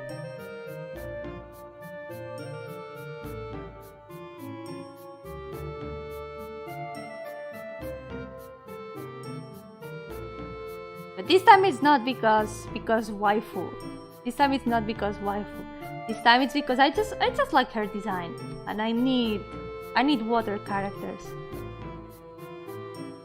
I like her concept a lot. I like kinda ocean-based characters.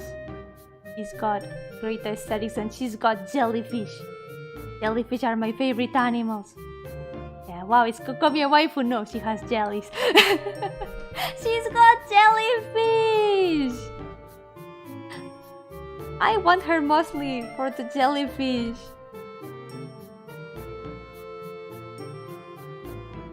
I just really like jellyfish and her aesthetic, and I think she deserves more screen time. I like her design, and I need water characters, so tomorrow I'm gonna finally be rolling again. And then it's time to save up. Infinitely. Until something I want gets released.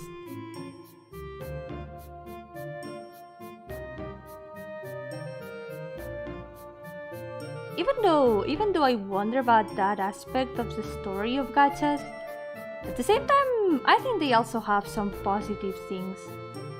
Like, at the same time, the part of being able to expand something infinitely, like being able to extend the story infinitely, being able to, like, expand the world infinitely, that's also something that's really cool.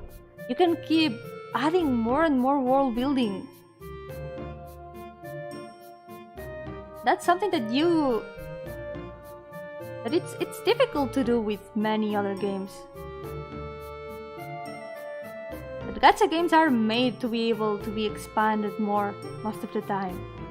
Unless they are like, for example, idle games that have like a set cast and only release new versions of the same characters. They can still add like different idol groups, new ones and stuff, but the setting isn't gonna change much. But gacha games that are more like RPGs, they've got this potential to be expanded infinitely.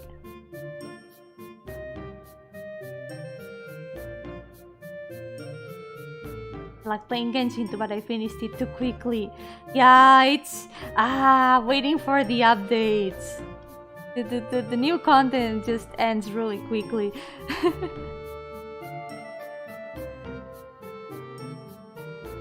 I just want more and more places to explore.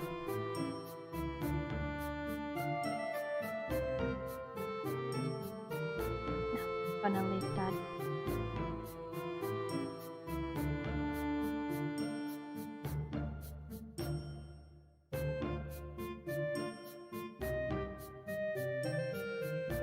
I mean, a never-ending game concept is an awesome thing to hear. Like to play a game like that.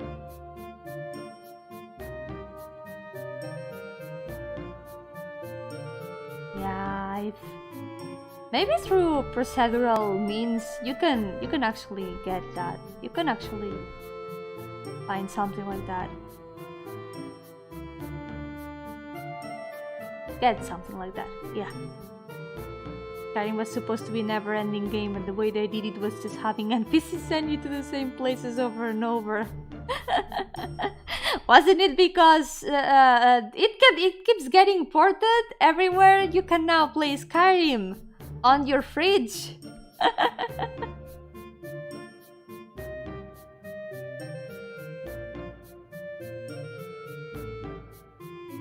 Maybe that's how it's gonna be never-ending. Because there's never gonna be Elder Scrolls 6. It's always gonna be Skyrim ported to your night lamp. You can now play Skyrim in your pencil. I remember pirating Skyrim when it first came out. Good times. Skyrim Amazon Alexa is my personal favorite. You can actually play Skyrim on Amazon Alexa? Really? Is that an official release or just someone who did some crazy programming, like the people who made Doom work on the task manager?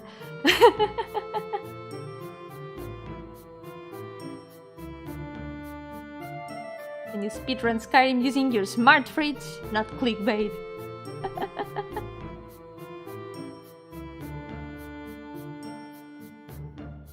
Skyrim is the Elder Scroll, it's going to become old. You straight up can play Skyrim on the Alexa, it's official. Oh my god. I didn't know that. I'm impressed. Todd Howard has no limits. Would say he's not a Todd Howard. Just give her voice commands.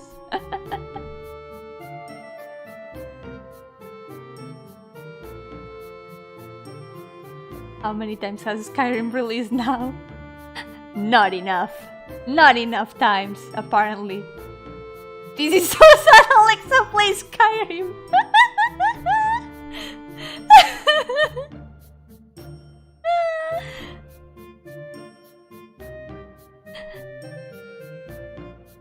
Well said. That's well said.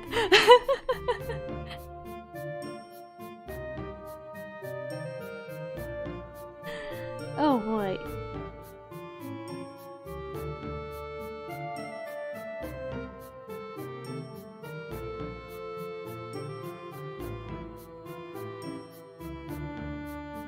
Okay, let's see. Used to call him God Howard until Fallout 76 came out.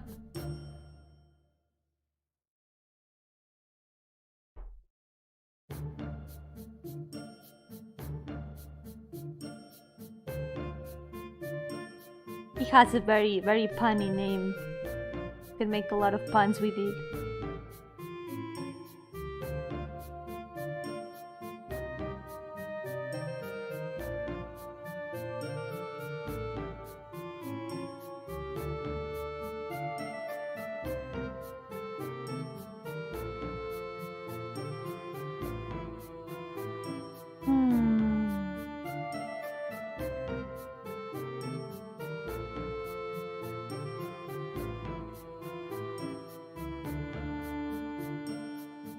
Oh yeah, this was the color.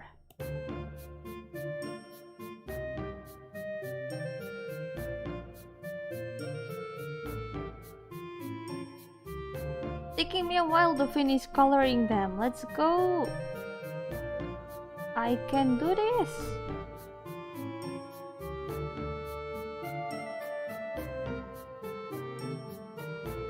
But the 76 was the memes and videos that came out of it were epic.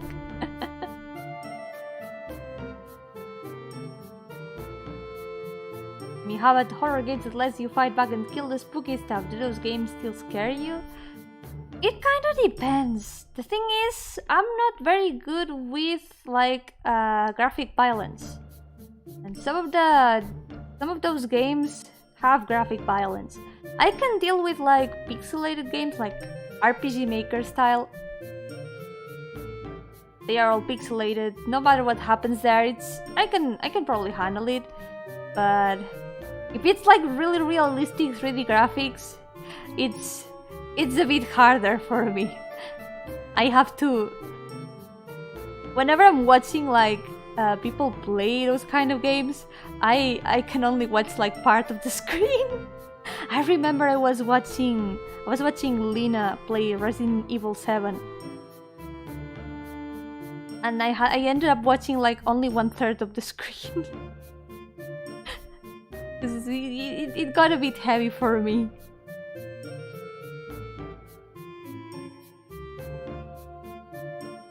Even if the things that aren't happening aren't real, it's just ugh.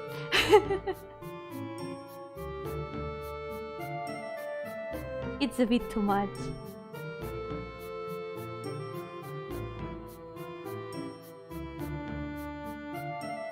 Wait, I'm not sure if she was playing 7 or any other. I don't remember which one she was playing. I think it was... Which one was it? I don't remember which one she was playing.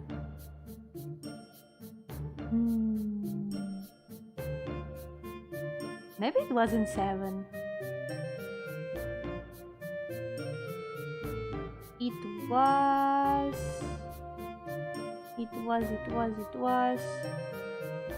Yeah, it was 7. It was Resident Evil 7. I remembered correctly. Yeah. You were thought coward all along. Yes, it was me. I was the coward all along. That's what I get for eating so many nuggets. I have become chicken.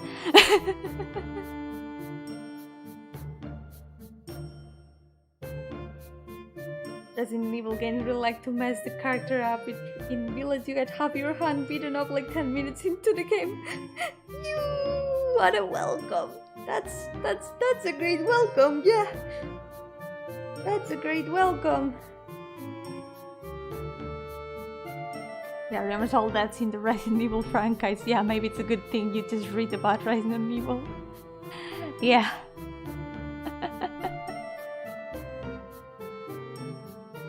Like, yeah, I'm not very good with handling these kind of violent scenes in like kind of games that try to be realistic. But for example, if I'm playing, I don't know, The Witch's House, I can perfectly handle that.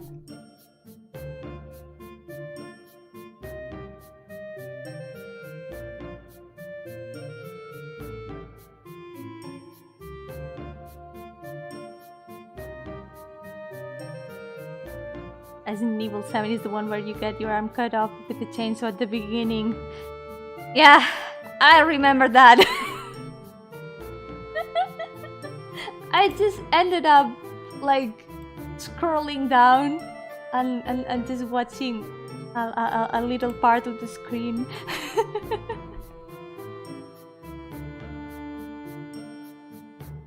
I cannot imagine how Lena was dealing with all that.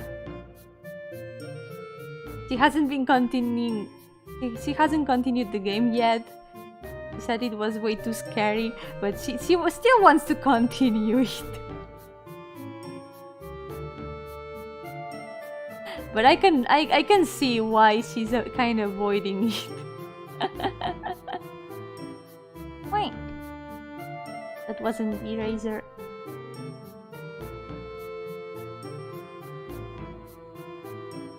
You know what we could play, which is also horror 3D? The Sims. Which is The Sims horror 3D? Are you sure? Are you sure we're thinking about the same Sims? Which?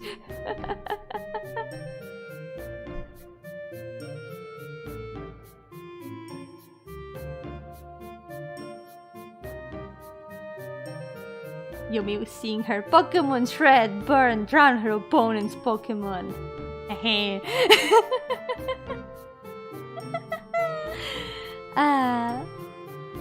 Sims is one of the most endless games.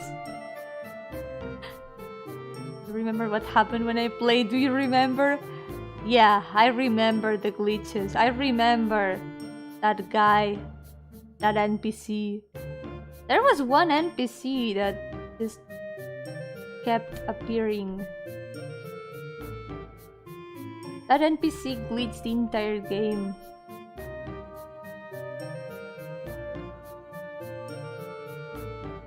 What about the Fallout games? Are they too violent? I haven't tried them much actually. There's a lot of games that I haven't had many opportunities to play, either because I don't have access to them, or maybe I haven't had the time. But I don't know, I would have to look into that.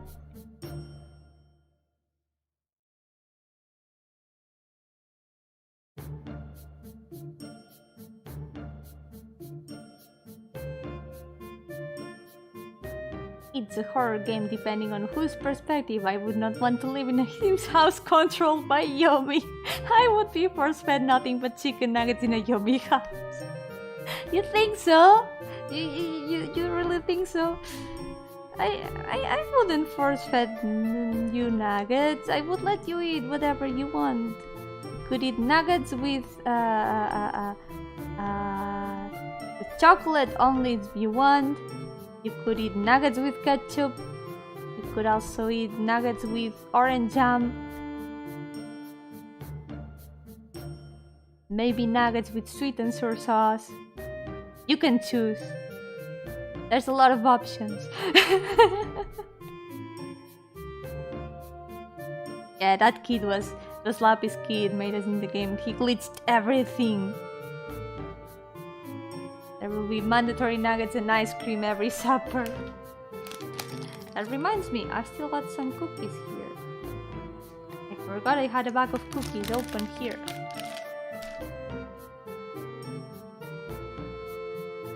Here's one cookie for you.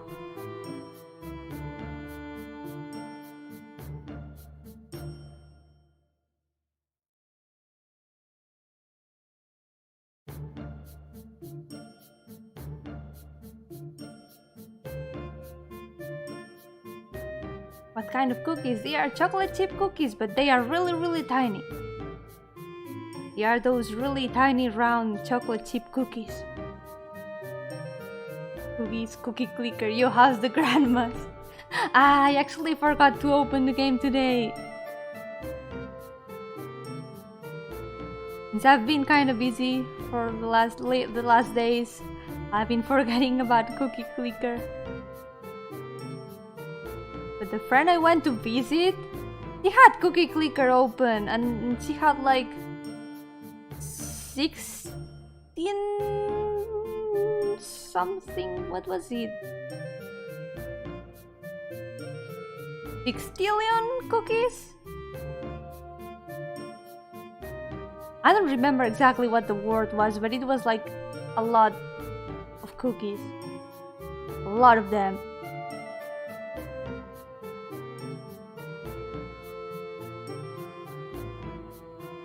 Yeah, chocolate chip cookies are great.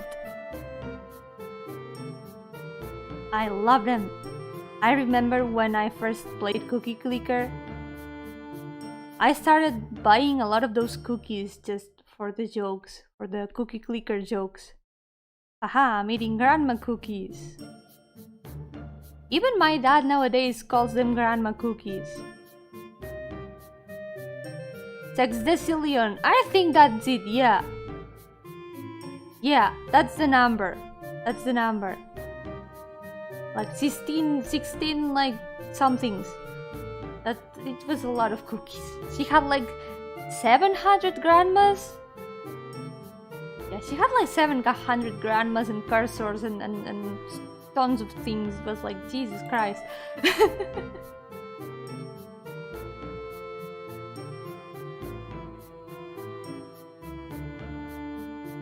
No sé cómo se llaman ese tipo de gorros, pero sé que me hacen dudar de mi heterosexualidad. Son muy guays estos gorros. Son #aesthetic edgy. Como muy Bloodborne. Those hats are called fedoras. Are they? Are they called fedoras?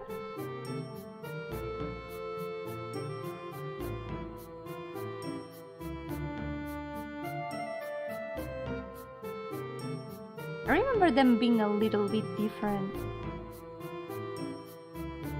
Yup, that's it. That's a lot of cookies. That's the amount of cookies she had. And I remember she had also tons and tons of heavenly chips. Are you planning on speedrunning Cookie Clicker in so what category? Probably not, probably not.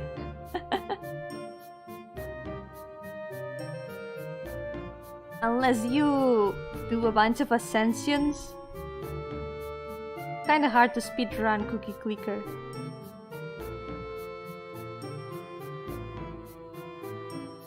I have 800 grandmas.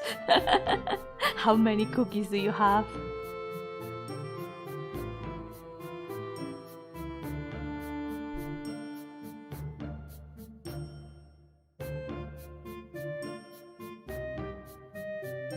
Still eat chocolate chips. Hell yeah. Chocolate chips are great.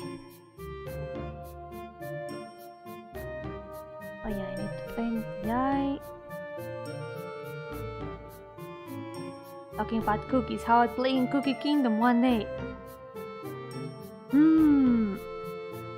I've never tried Cookie Kingdom.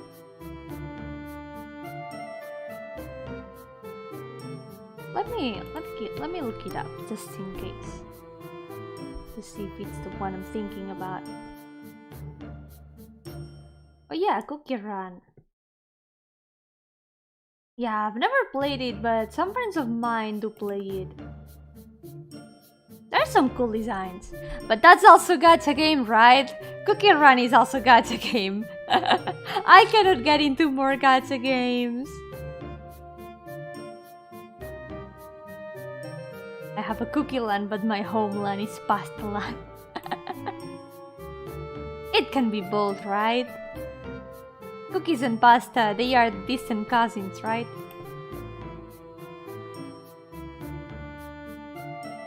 They are kind of made of the same things.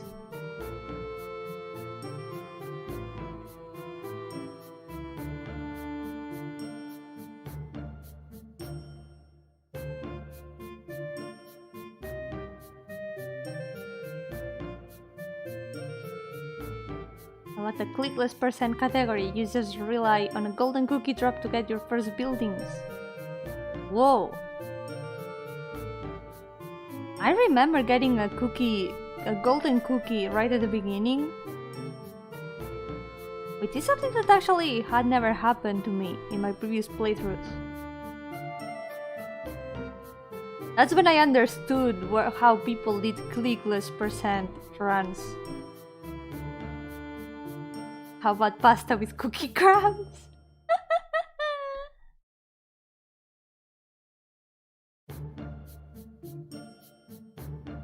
Cookie crumbs were in the tomato sauce. It's like bread. It's kind of a bit like bread. It's like bread but a bit sweeter. Not that different, right? And I never click later on. That achievement doesn't give you bonus milk anyways. Oh. That's something I would like to do one day. Complete all the cookie clicker achievements actually. I'm gonna have to do that at some point. Pasta cookie chocolate. That's something Yomi would eat. Maybe. Maybe I would.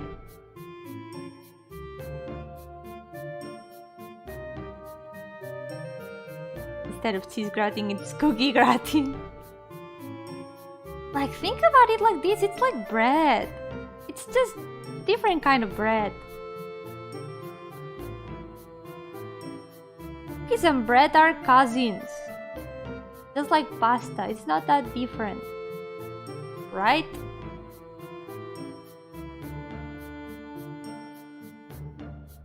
Nothing wrong with that.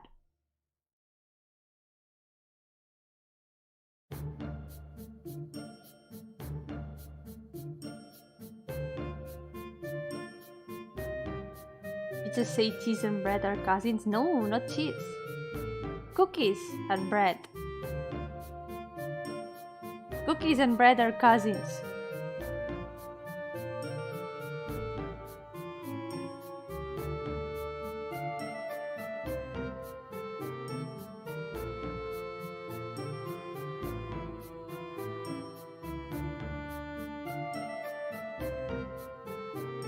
Oh boy,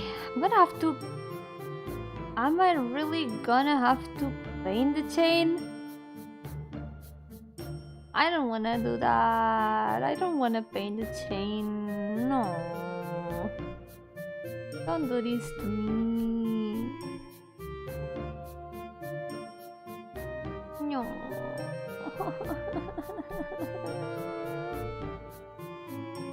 Can I just like something like this? Just yeah, I think this will work. Just adding a little bit of volume to the bolts and that's it. Yeah, that will be enough. That will be enough. How did you get so adept at shading? I have no idea. Usually I just shade, however my heart tells me. I just follow my gut when it comes to shading.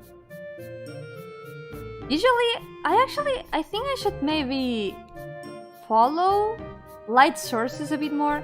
Usually when you're shading, you're supposed to like think about where the light comes from so you can know where the shadows gotta go. But I always ignore that. I actually always ignore that. I just go with my gut.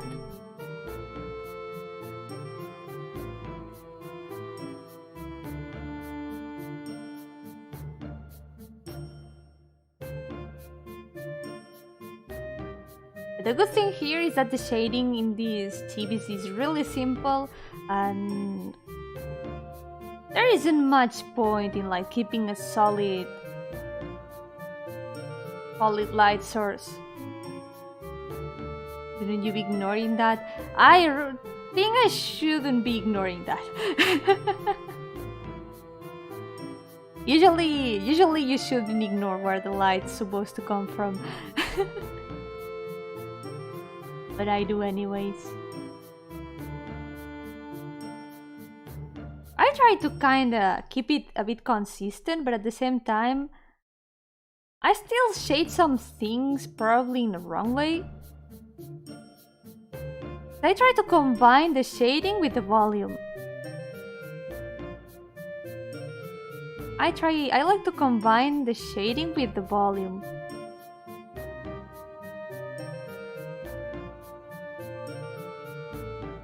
For example, maybe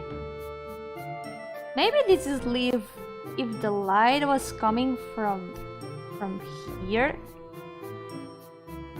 I'm not sure if it would have shading here, I have no idea, but I still added it here so there can be a little bit of volume.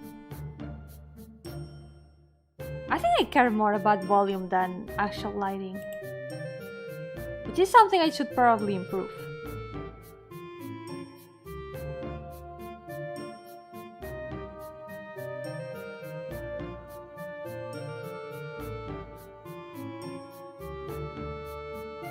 I'm gonna light the bolts like this, like whatever. I don't know if it should be like this. Maybe. Yeah, I'm gonna make it less round. I'm gonna make the light more like this. Bye bye, Miss Wonder. Have a good night. Thank you so much for coming. See you next time. Have nice dreams about pasta with cookie crumbs.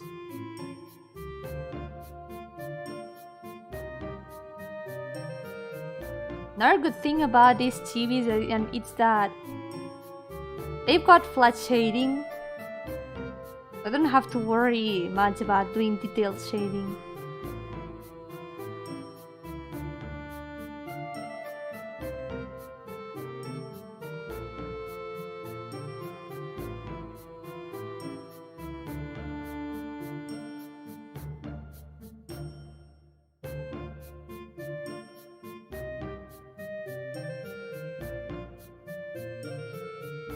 For a person who doesn't know anything about art, the chain effect thing is making my jaw drop.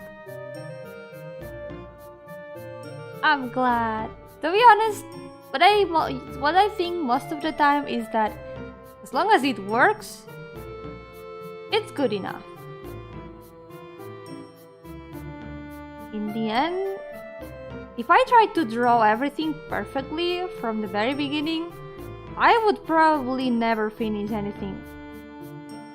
I think that I can improvise ways to deal with the obstacles that I find, like ways to color things that I don't know how to color. And if one day I'm thinking, maybe I should kind of practice how to draw this thing, I can like look up a reference, try to imitate that. In the end, you learn by trying.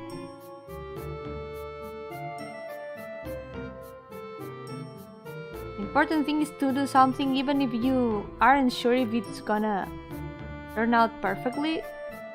Important part is to do it. For example, maybe this chain isn't perfect. Maybe if I wanted to add like some more variety in lighting, maybe I should like lighten a bit more some of these bolts. There can be a part of the chain that's like more illuminated and one part that is not. For example, here. Maybe here I can darken all of these instead, and instead of making this part light, I can leave it with the normal color.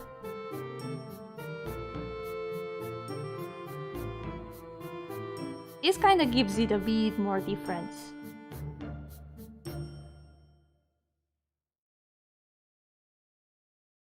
Then it's a matter of trying out things like this.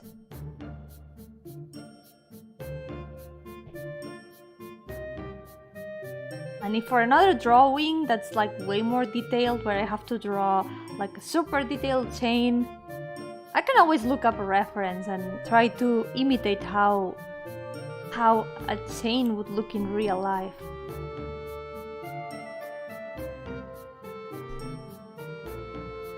For a TV like this, I think this lighting works well.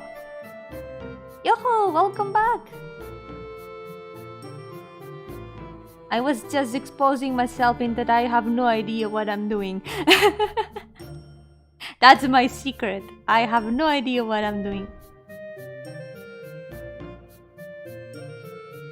In the end, by practicing and practicing, lots of these things just come out unconsciously.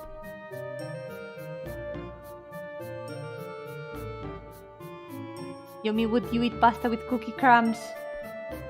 Actually, yes. Actually, it doesn't sound that bad.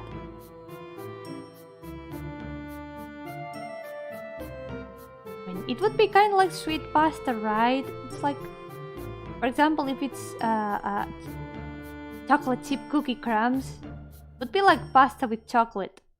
And isn't pasta but another kind of bread? It is kind of like bread, right?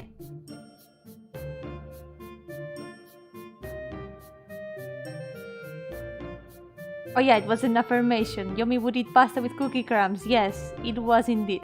I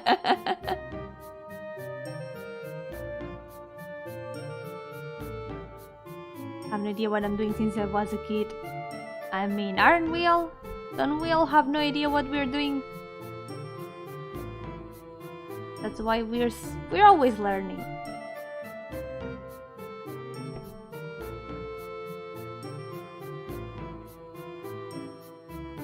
We all start having no idea what we're doing. That's why we learn and try to improve. That's my wisdom for today.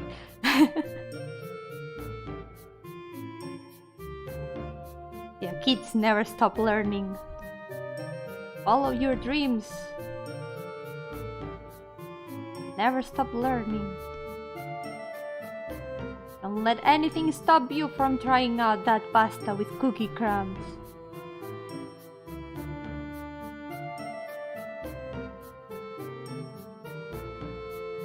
More items to add to her car's menu.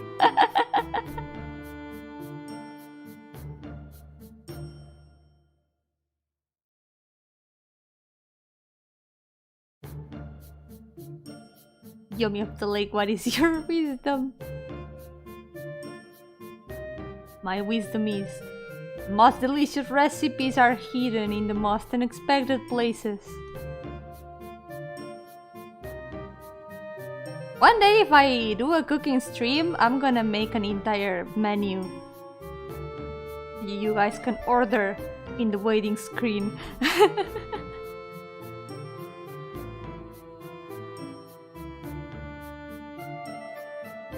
Would be fun to do a cooking stream. I don't know if I'll ever be able to do it. I don't know if my kitchen's very suitable for recording, but would be nice.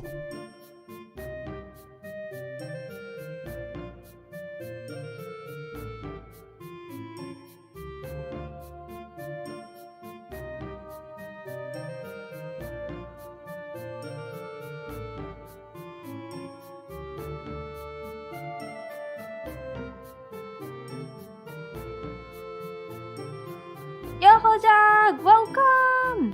How's it going? Welcome once again to Pain Monday! Yo-hooo Candy, welcome! How are you doing? Yet another beautiful Pain Monday. Full of OCs to be drawn. I've eaten more sweet pasta than the normal pasta in my entire life. Cookie crumb pasta is honestly something I would try. See? It sounds good. It actually sounds interesting. Pasta can be prepared in so many different ways. Yes. Don't let anything limit your horizons.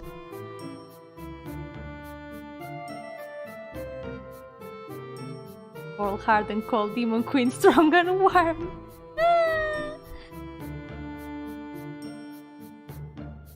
Ah, demon queen. Let's go! He's done! Finally!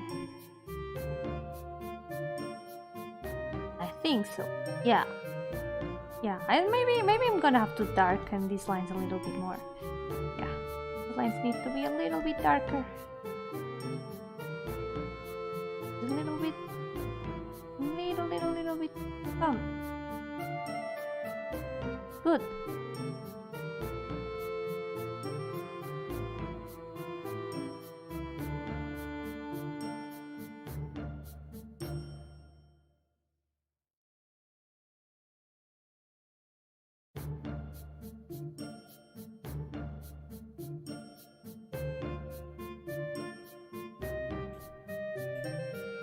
Nice. Wait, I'm missing one thing. The red part of the ILS that I always forget.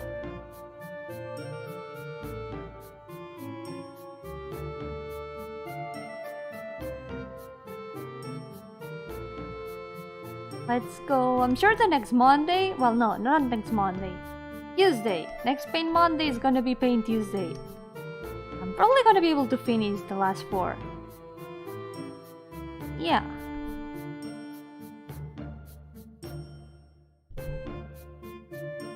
So, for now, Lustre is done, so it's time to increase once again. Yossi count. Look at that number rise to a beautiful 55. Ta-da! Imagine Yomi owning a restaurant, today's specialty pasta a la cookie. Marvelous. Save check! Now it's time to paint Chairman. Everyone's favorite. I feel like Chairman's gonna be a little bit easier to paint. I mean, he's only got 2 colors. 3 colors. Including the eyes. Yo-hooo, amlagos! Welcome! More OCs indeed. Do you see the OC counter up there? The OC counter wasn't 438 last Monday. It wasn't 438 last Monday. There's been one more OC. One more OC has joined the list. Because I have no self-control. But who could resist the thought of Gothmaid? I couldn't resist Gothmaid. The idea of Gothmaid. As long as you complete more than you add, the series won't last my lifetime. I'll do my best. I'll do my best to keep at it and try to catch up. I promise I won't create as many. My man's actually a chair. What did you expect? Did you think I was lying? I took the word chairman very seriously. Like, I'm actually really proud of how wild my past concepts for OCs were sometime. Like, past Yomi one day woke up and thought, what if I made a chairman, but he was actually a chair? It was like an actual chair. I'm really proud of that idea. Also, gonna I feel like her ears look a bit empty. Yeah. Gotta finish her ears.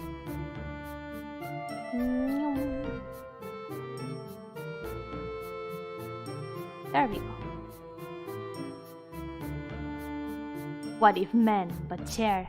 That's what a true chairman looks like. You know those chairmans that actually have legs? but they aren't half chair. Those are all fake. Those are all fake chairmans. My chairman, that's the real chairman. That's what peak chairman performance looks like. You might not like it, but it's true.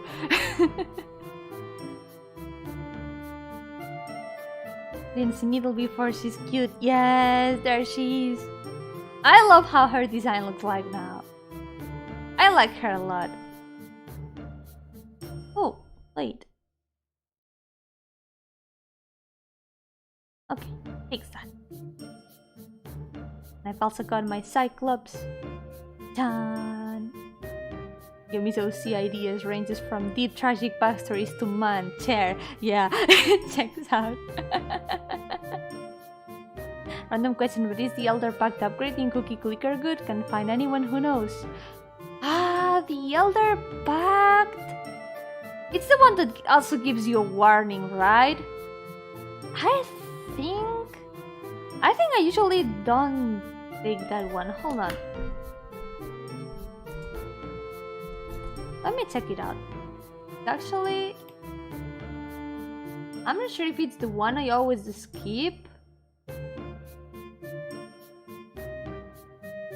Let's see.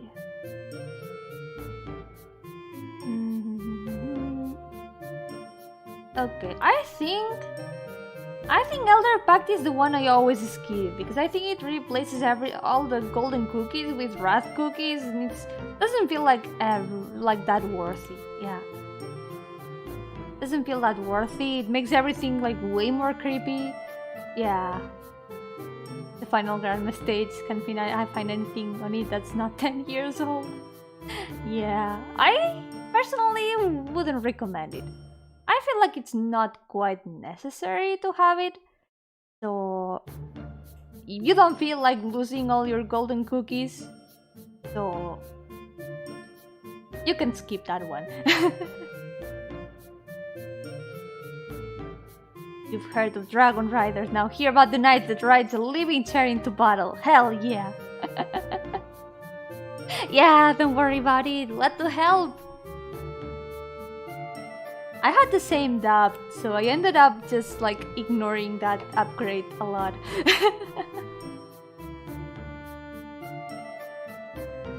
I was like, nah, I would rather keep my golden cookies. There's gonna be one stream where you meticulously check for mistakes for every drawing. Oh boy, you should have seen some of my early art streams. Some of them dragged on for very long because I kept finding mistakes and I would correct everything over and over.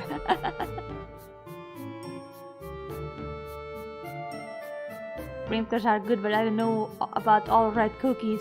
I know there's some red cookies that actually have good effect, like they give you a lot of cookies, but I don't trust them. I think they have way more negative effects than good ones. So I don't mind like just not taking them. I would rather not risk it. Ooh, enjoy the new games you haven't tried yet.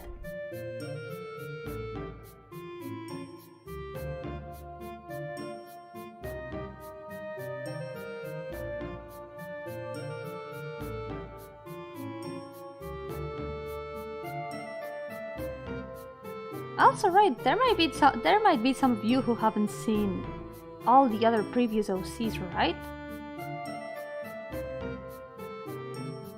I can show you the rest in a second, aside from these 4 from this sketch. Those are gonna be the next ones.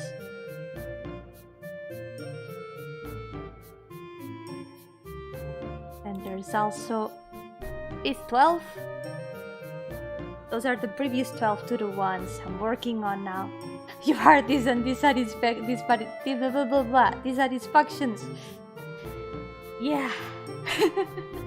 The perfectionism is real. That's a nice OC chairman. Yeah, the best OC. That's the best OC. Have you ever seen another man who is also a chair? I bet you haven't. He's unique. There's also this 12. Ta-da!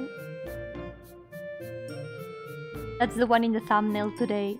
I tried to add one OC in a thumbnail in order. So next stream's gonna have this one. Next stream's gonna have Ophelia. Your part 32 OC stream. That's when I decided to read about your OC that I missed. I'm at page 2 now. Whoa, nice! If you want to actually read about a better version of the list, there's in the very first page of the OC list, there's actually a new list I made that I've been updating everything there. Okay, let me restart the explanation from the beginning. I do have a giant Excel sheet full of information of my characters. I decided to compress everything, to compact everything into a more comprehensive list, so you can like check out some more information on them. There's like, for example, aside from the descriptions, I also added like which Pokemon would they be, when is their birthday, what sign are they, do I associate any flowers to them, which worlds are they from. That's the kind of things there are. Let's see. Okay, updated OC list in the works. It's linked at the very beginning of the link that's up there, pinned in the chat. In the very first page, there's a link to this list. Better, improved, more complete, and ultimate version of this massive OC list is in the works. Yeah, that's what it says in all caps. There's not all of them yet, but I've been adding the ones that I have finished so far in the challenge. And some more because I couldn't contain myself. This is an arigato moment. Do itashimashite.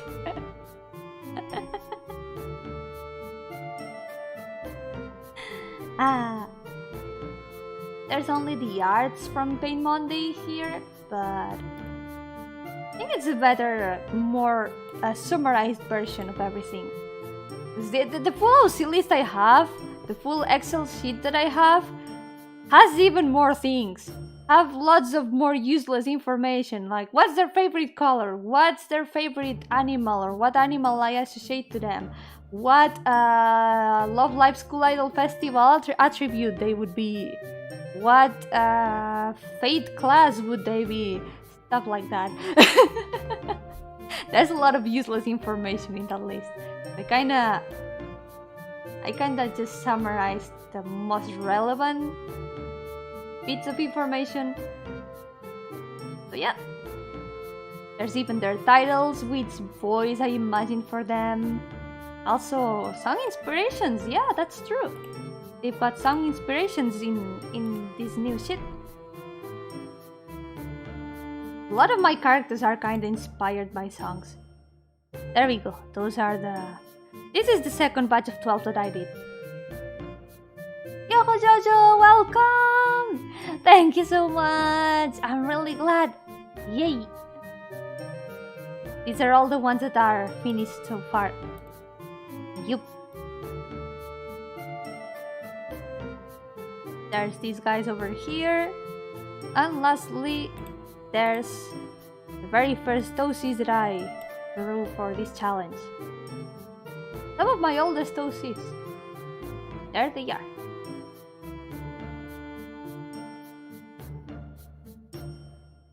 But yeah, let's continue for now. Let's try to finish Chairman. Let's go, Chairman. Today is your day. Today you're gonna be finished. Rejoice. Yeah, lots of my characters are based on songs. I take a lot of inspiration from music. And some descriptions and stuff are kinda probably need to be updated. Oh, was curious on why Anito can't hear well. It's something to do with his story, actually. The thing about the story he's in is that...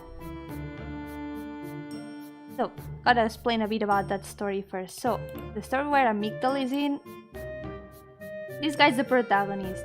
And it's basically a story where he kinda gets isekai'd. I don't want to say that. Not isekai'd. It's an isekai. It's actually an isekai. Anyways, that guy gets transported to a world where there's people in trouble.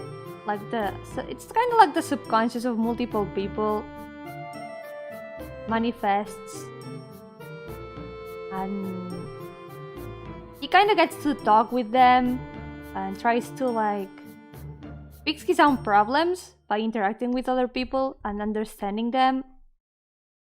So mostly all the characters that live there in that world are kind of representations of people from the real world. But they aren't exactly real people. Chairman, for example, is one of them. Or maybe the Cyclops. The Cyclops are also people like that. Mostly everyone from here, minus the last two.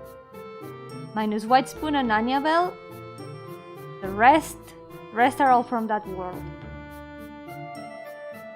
They're all kind of manifestations of people from the real world, and kind of their issues and problems and their worries.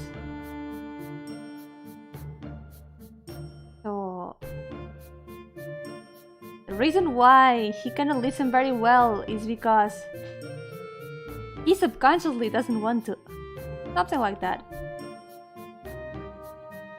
How does Chairman get downstairs? He doesn't. The answer is just he doesn't. The thing about Chairman is that he's technically a workaholic in real life. That's why he's always sitting doing work. He's always in his chair doing work. That's all he does. I want to think more about him. He doesn't have much of a big role in the story, actually. So yeah, he's not the antagonist either. I actually like stories that don't have a clear antagonist. I like stories that kinda have more like slice of life, where the characters just evolve through their experiences without having to defeat any big bad.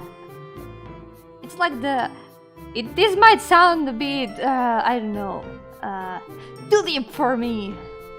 The antagonist is themselves. Their own issues, the things they have to surpass. It sounds, yeah, too deep for me. That's why I wanna try to write this story right, you know? I don't want it to sound like way too pretentious.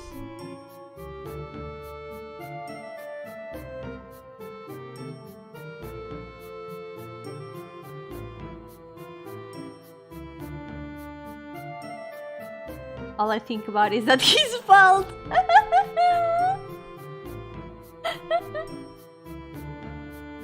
That's a good realization.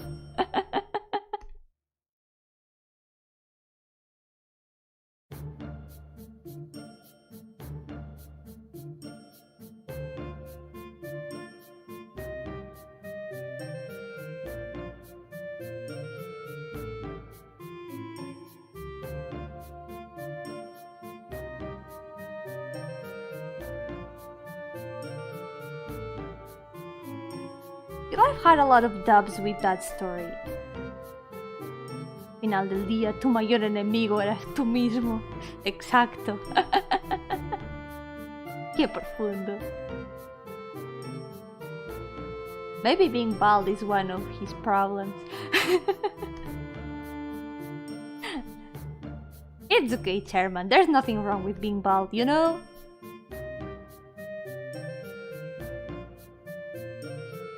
You can be bald if you want. You don't need to worry about hair if you're bald.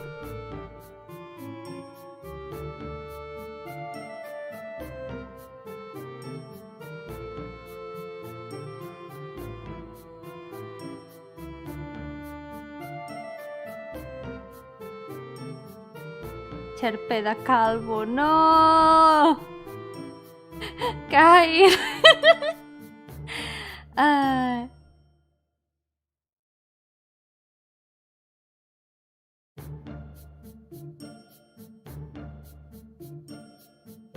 It's a story that I've been thinking about, because I've had this story in mind for many years, but all this time I've had doubts about how to work on it. It's like, am I gonna be suited to like write it? Can I write something like this? Can I make it sound right?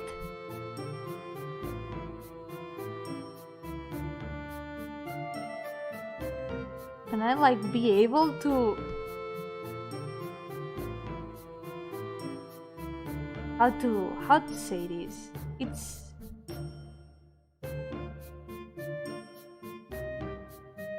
It's like talking a lot about psychological things, and I don't think I have like the experience to do that, or the wisdom to do that.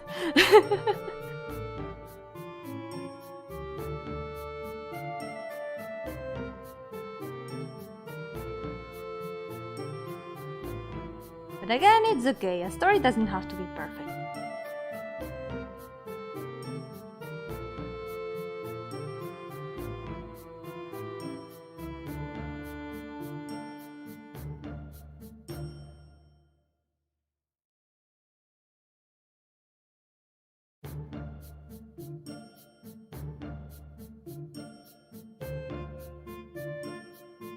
Let's think positive and just think that it's gonna be Terman's moment to shine.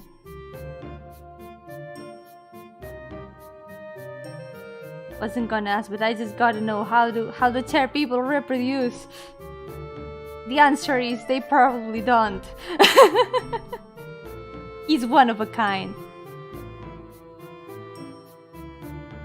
There's no more chairman.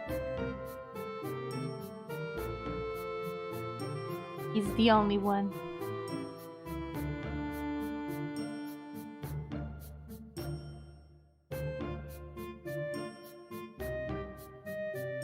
Sorry for the disappointment.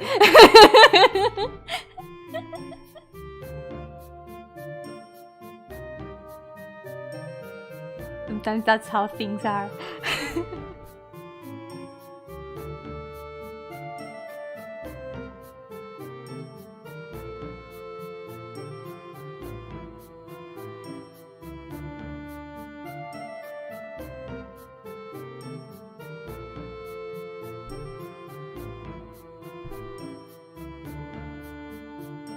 And mommy chair and daddy man love each other very much. They go to IKEA. Will there be a chairwoman? Probably not. If there was another chairperson, Herman would stop being unique. He would stop being special.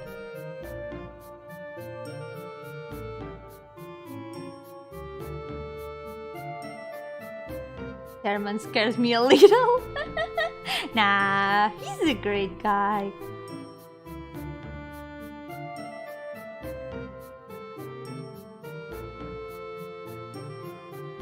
He's a great guy.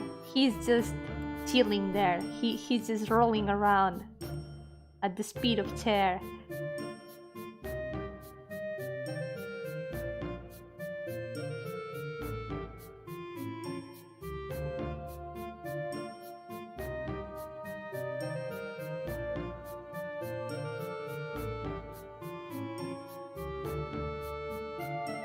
Well, when it comes to story-related things, he's an ally. He's actually an ally.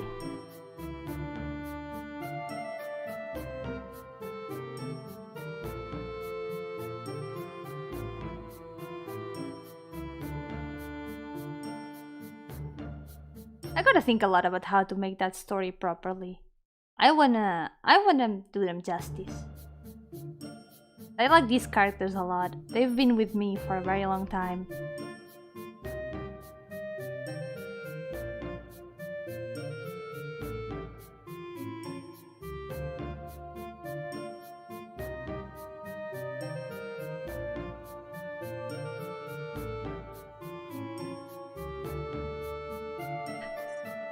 Better volume like this. I'm not used to painting bald heads.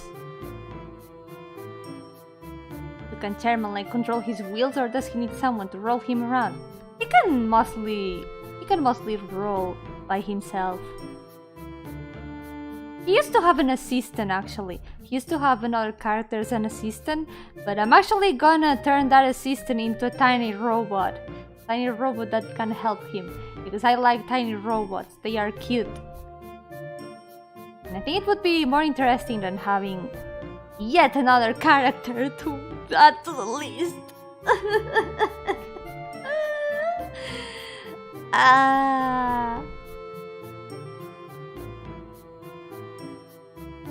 No more OCs, please. No more. Imagine talking to him when he's behind a desk, not knowing about his bottom half, then he starts zooming next to you. Imagine that. Wouldn't it be magical?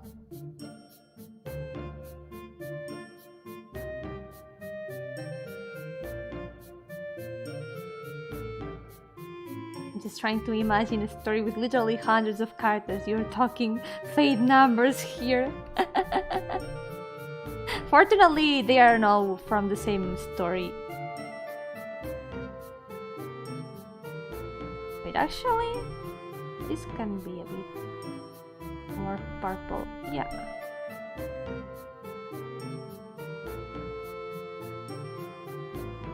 That's what I said last week. Yomi's OC universe is next only in scale to the Nasuverse. Have you seen Unamusi's works? He's an artist who has made some games and also some VTuber designs. If you know, for example, Fuako Uni or Reina Hardcore and their sisters, they're actually Unamusi's daughters, and she also has tons of characters like me. She was actually one of my inspirations. You know, for example, the games like Wada no Hara and the Great Blue Sea or Mogeku Castle. The developer of those games has tons of characters too. But yeah, fortunately not all of my characters are in the same story. I don't know how I would deal with that, gonna be honest. Yomi today, no more OCs. Yomi next week. I made a new OC. I hope that doesn't happen. I honestly hope that doesn't happen. I've been doing my best to reuse all those Cs for new projects. But yeah, the Gothmate was an exception. It was just tiny small exception. I promise it's not gonna happen again.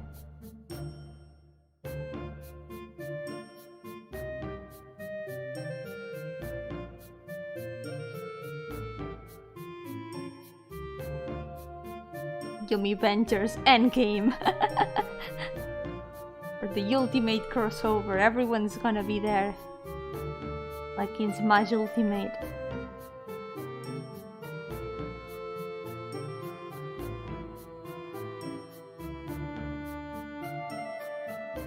In the massive list, the one in the Google Sheet, you can also check out the different worlds where the characters are. Maybe I should make a secondary page to explain about that. That could be useful.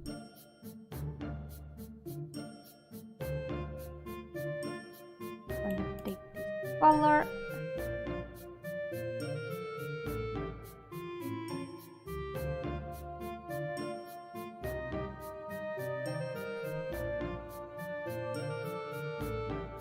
I'm actually gonna change this group. I feel like another color would fit better. Something more like Zai color.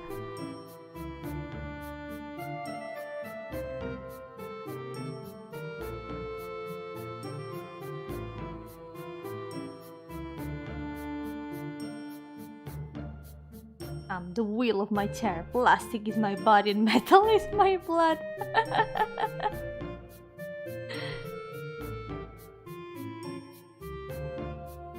Oh, I like this one.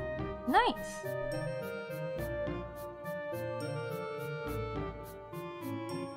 Maybe. Yeah, actually, I'm gonna complete his shadow again.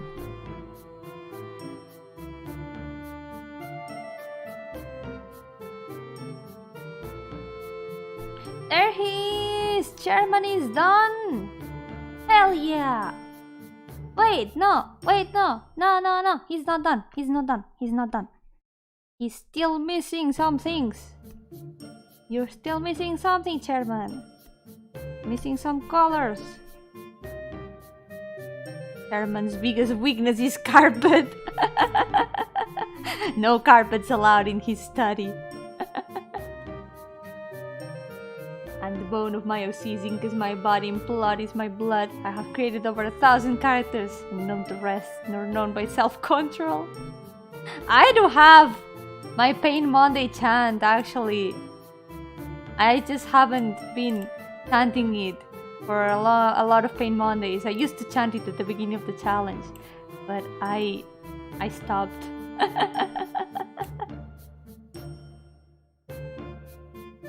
Unlimited pain works. Yet this seed will never carry anything. Unlimited share works.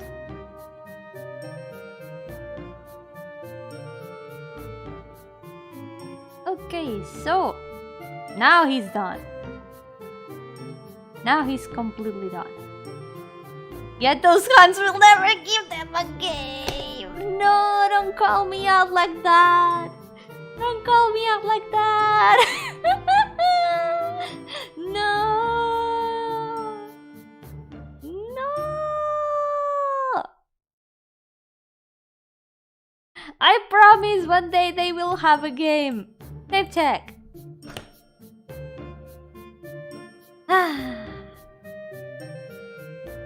I'm sad. I wanna work on all their games. I really want to work on all their games.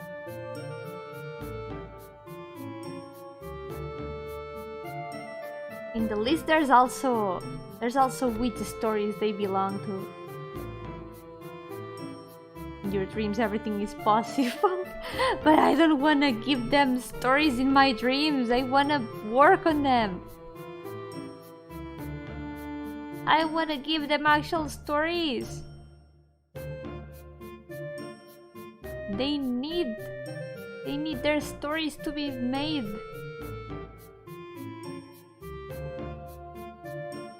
I think this works. Yeah. Even having a dream is possible in dreams. You never said give up. You can never give up on your dreams. Exactly.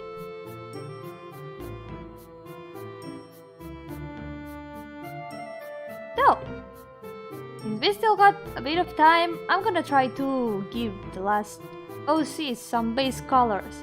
I've got a problem though. I have no idea what to do with her base colors. Like seriously no idea. Wait, can I delete some characters? Not this one, not this one. Delete the references. Okay, this is Chairman. I can delete him. Oh, actually, I forgot about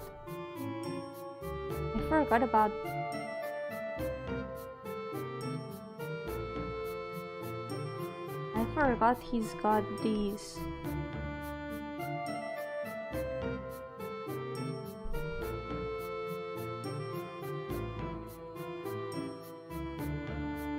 That actually adds some more. It actually adds some more to the character, the design. It's kind of like scales, digital scales. Nice.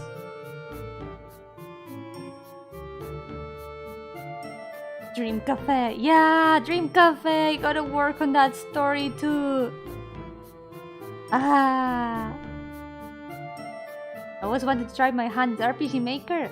Go for it, yeah. It's actually pretty easy to learn. And you can make really nice things with it. Okay, not this one. This one also buy.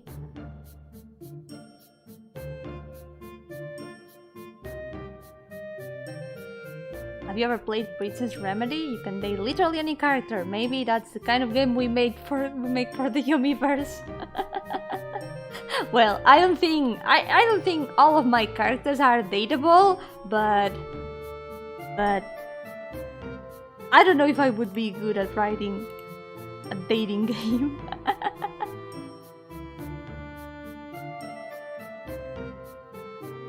But actually, I haven't played that game. I'm gonna have to check out if there are any cool ladies I might be interested in. Don't know how I would feel about seeing Chairman in my dreams.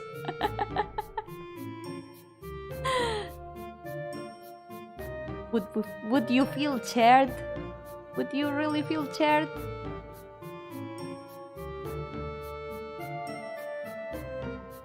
Really like Chairman's design in Eurocil. The TV form really suppresses a lot of his coolness. Yeah, he looks way cooler in like drawn normally.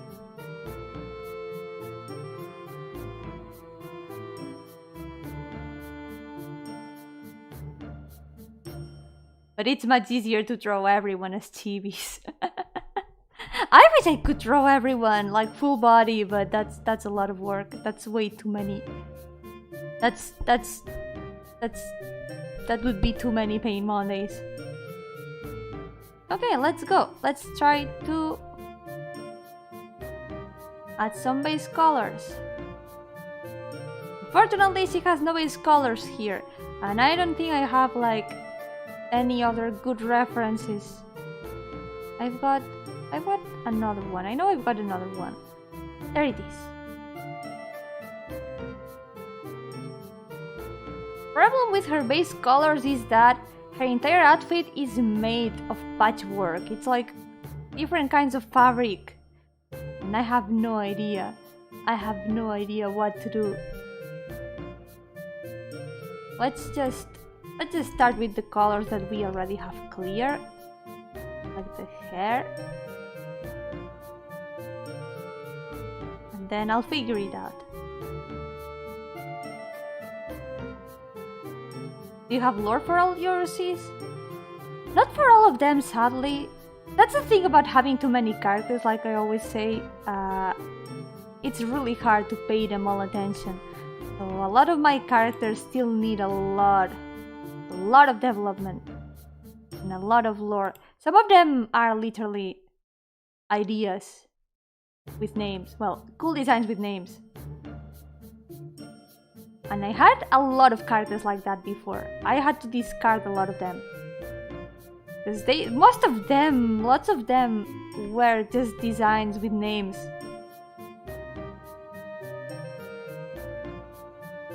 But I'm trying to focus my creative energy into giving them all stories now.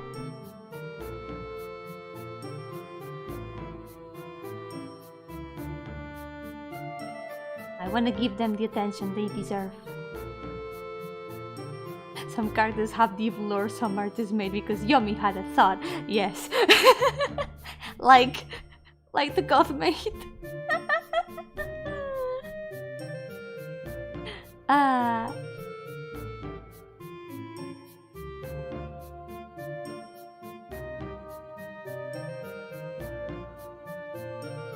It really depends on how I created each one. gonna lighten her hair a little bit. We can make it more obviously purple. Yeah, this color is good. Yo-hooo, Bybon! Welcome! Good morning! How's it going? Welcome to Paint Monday! Some characters I have made them just because I thought, wow, wouldn't it be cool if there was a guy called Chairman and he was a man who was also chair. Some other characters were created because I found a cool name and I thought it would be cool to have a character with this name, regardless of if it's a funny name or not, like Chairman. And some other characters were made because I thought about the story. I had an idea for a story and then I started making characters for it.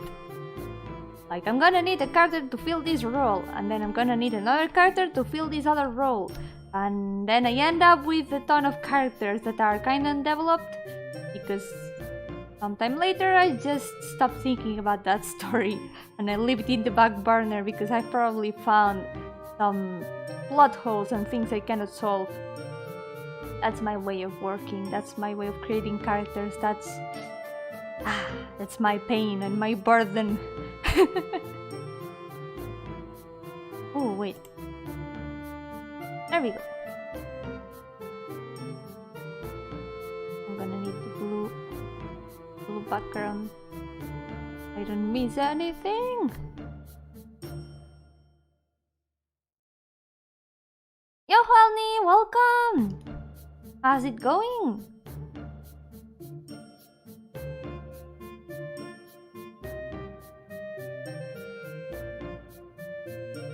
I'm once again drawing my characters. You mean you didn't come up with Chairman out of a canonical need for an MC to have a seat? I'm disappointed. I'm so sorry. I'm so sorry for the disappointment, but that's the truth. I have to confess, that's the truth.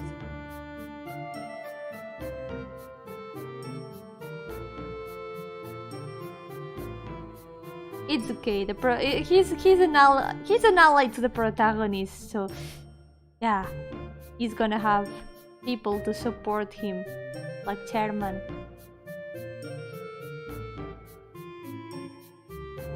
No need to worry about that.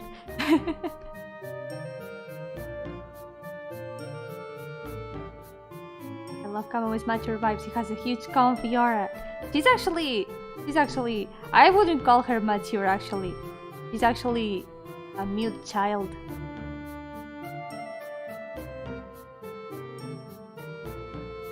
She's also from the same story and she's like, she lives in a beach house. I actually did paint that place once. I do have a painting of that place. I think I showed it on stream one time. Hold on, gonna look it up. I actually really like that painting. I was able to paint exactly what I wanted.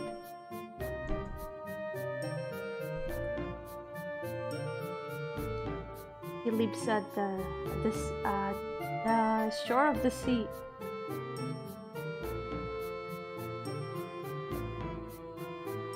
She cannot speak. She actually, every time she tries to speak, only bubbles come out of her mouth.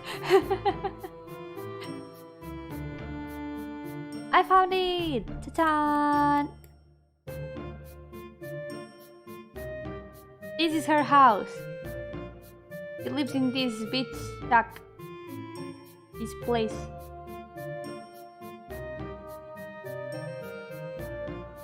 And she's always jumping around these stone pillars. Bye bye, no name! Thank you so much for coming! Yay! Have a good day too! This was actually painted with actual paint. One of my few traditional pieces. There it is.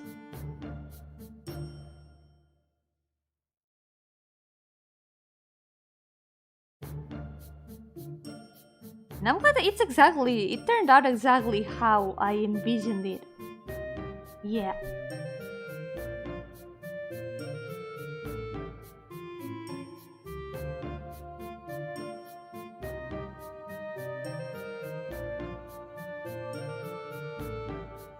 Yeah, the chibis, it's really hard to depict the age exactly with the chibis.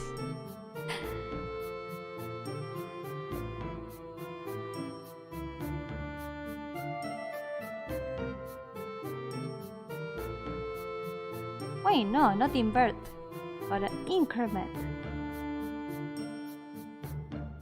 You know what? I'm gonna leave all the base color as white of the clothes, and the rest.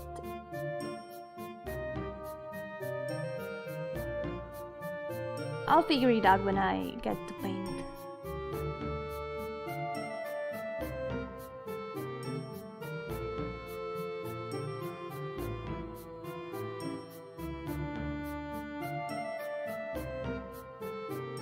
Wait! Did I flip her side? I flipped her side plate. I flipped her hairstyle. I accidentally flipped her hairstyle. I never realized. This is the original drawing. She had it on the other side, but now she has it on this side. I didn't realize until right now.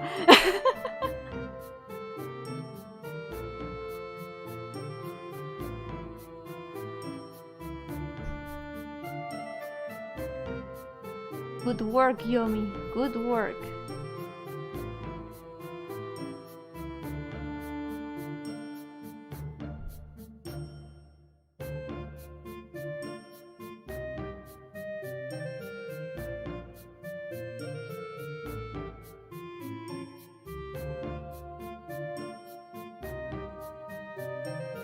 Okay, she can turn it whenever she wants. Yeah, I guess she can flip it anytime.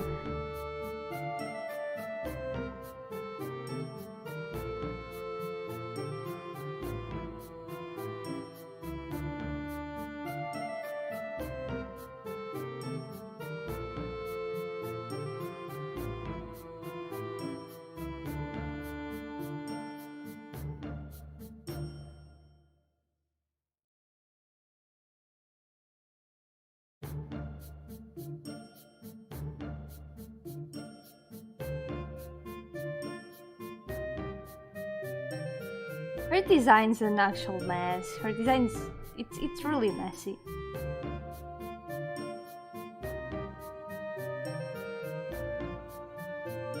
Maybe it's a twin situation. One wears this style on one side and the other on the opposite style. The opposite side, yeah. That could also be there's only one of her. Unless she's also got kind of a story.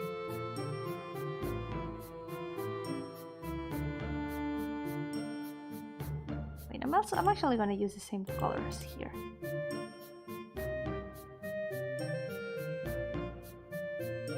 Yeah, bubbles come out when she tries to speak. That's such a surreal feature, but I love it. I'm glad. I really like the concept.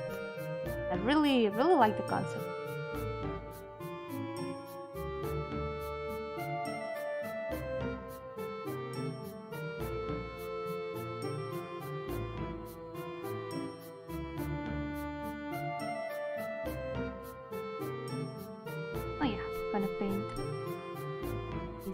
Part 2.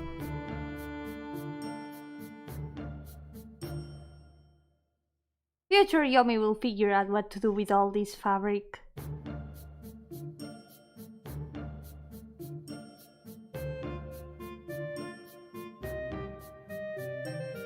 Usually I just gave every part a different pattern and just called it a day.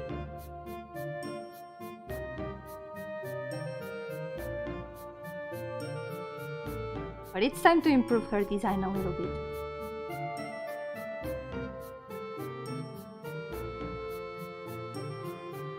sign language arc one. That would be nice. That would actually be nice. I need to think of a way for the protagonist to communicate with her.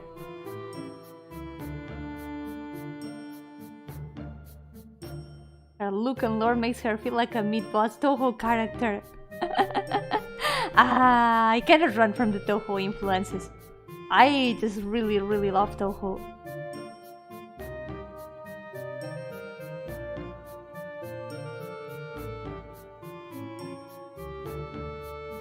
This never fails. Using the eye color for details, I recommend that.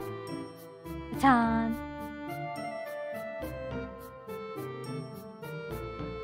I wanna leave the obi in another color. There's a lot of those bubble bullets. Oh yeah, those big ones that actually only hurt at the middle, but they are really scary. I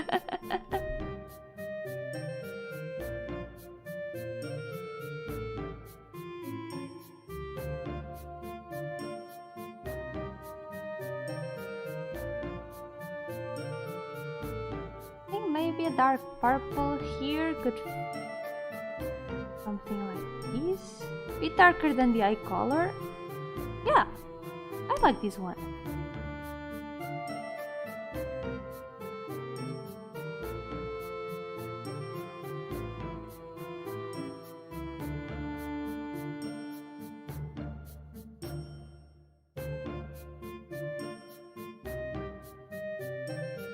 Maybe if I can give her pinks and purples like that. Maybe now a light one. Maybe something more yellow. This doesn't look that bad. Reimu starts talking to her, but the fight just starts and spews bubble bullets because that's how she replies. That would be a really funny concept. And would explain why she doesn't have any dialogue, like most mid-bosses.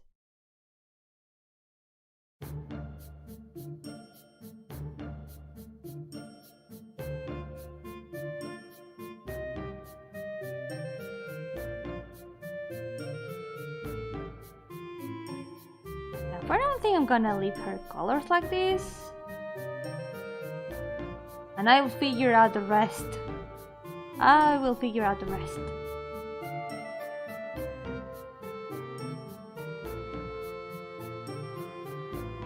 Yo-hooo Dafa, welcome! How's it going?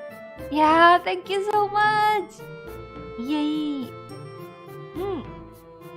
Maybe you're now able to post community for the first time. That's true! I actually completely forgot about that. Community posts, that's right. I've got community posts now. I'm gonna be able to post the schedules like that, I think.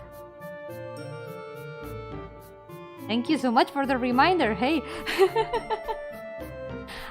Speaking of that, speaking of which, I've been trying to start all the whole process for monetization and stuff, but I'm a bit stuck at one of the steps. I'm gonna try to fix it as soon as I can, but I'm just kind of lost. It's just not working. It's literally just not working. Wait, I accidentally deselected this selection. Increment. I'm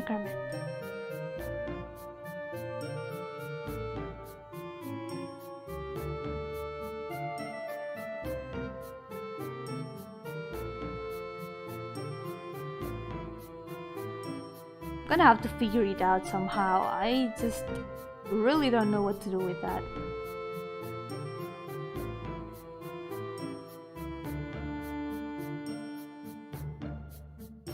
Yeah, thank you so much. I'm gonna do my best to figure it out soon. I wanted to have it ready for the birthday stream, also celebrate that at the same time, but maybe it won't be possible.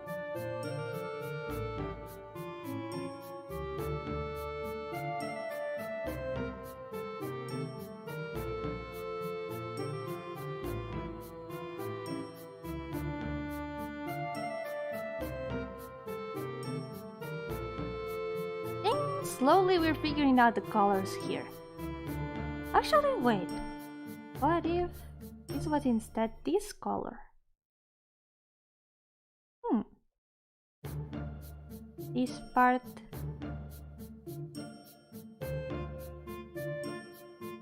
was this other color. Yay!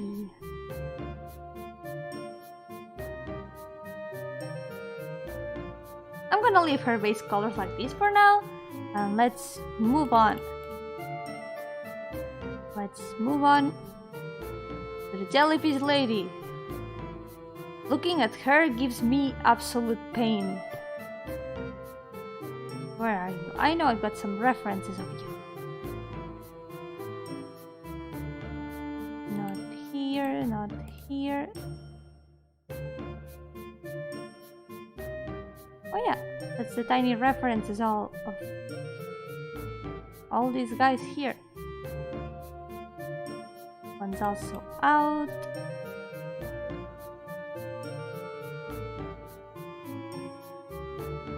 Where is she?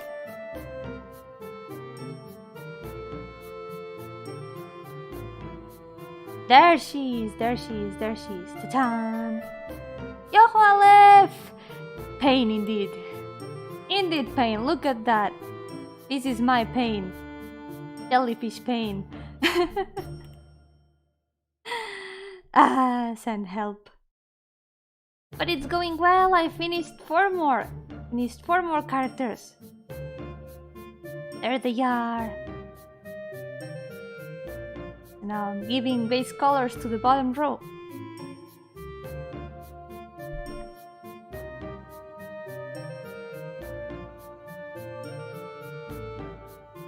Jellyfish time. Yeah, it took quite a lot to finish this line art. It was very painful.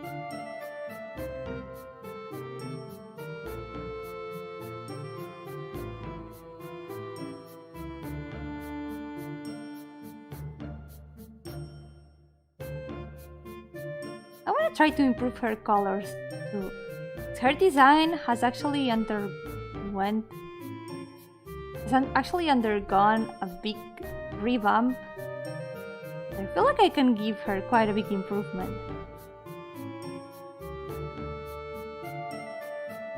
Okay, gotta select all the hair first. Is that also hair? Nah, this was part of the sleeve. Yay, I'm glad she looks good. Got jellyfish.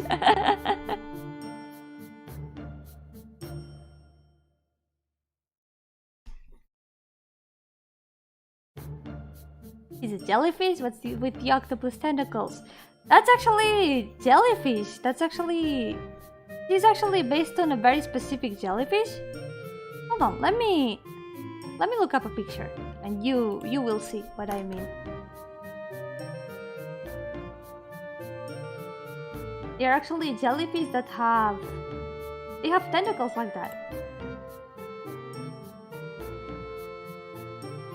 They are actually some of my favorite jellyfish. I love those jellyfish so much. I love jellyfish in general. They are my favorite animals. Ta-da! Look at that! It's like it has frills. That's a lot of hands to hold.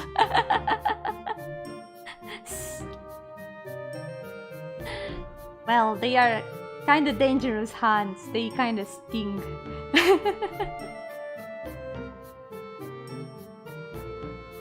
I just love jellyfish a lot. I think they are super pretty.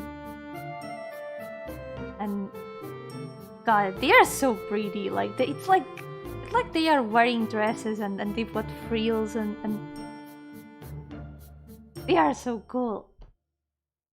So this character is technically based on this very specific jellyfish. They are really nice.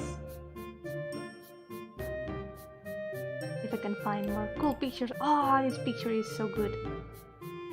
Look at this one.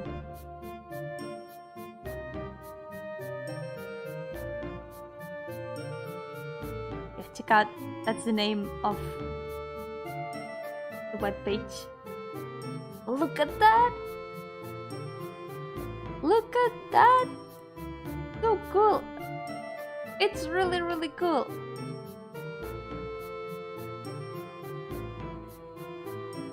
Did you know that actually the cap part also stings? This jellyfish, the entire thing stings. The entirety of this jellyfish can sting. They are dangerous, but they are so pretty. They are so pretty.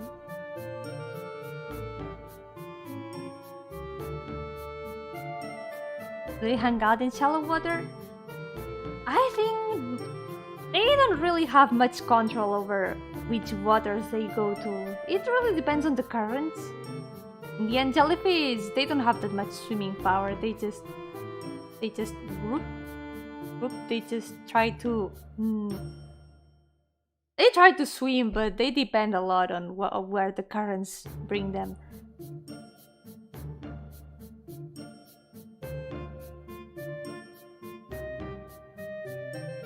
His kind and clothing just fits everything but her design perfectly.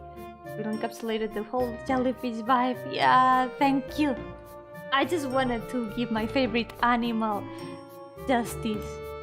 I needed to design pretty jellyfish inspired character. I just really love jellyfish. Literally, it's a gijink of that jellyfish. It's literally a gijinka. Wait.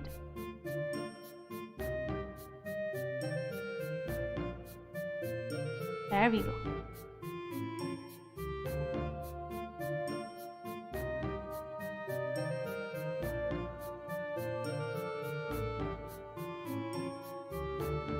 Now I gotta fix all these empty spots.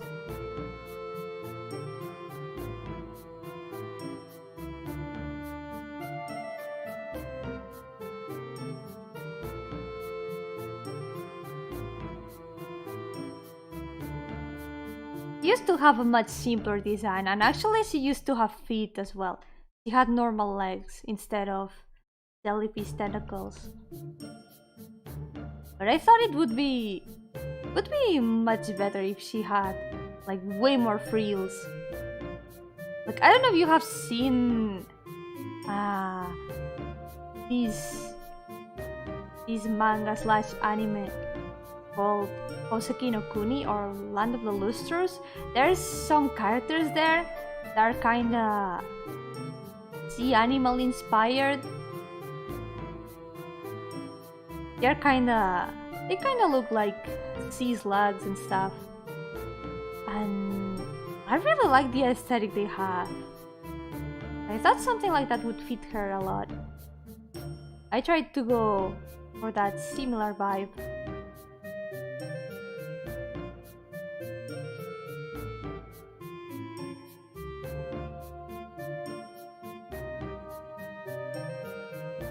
Also, she looks really smug.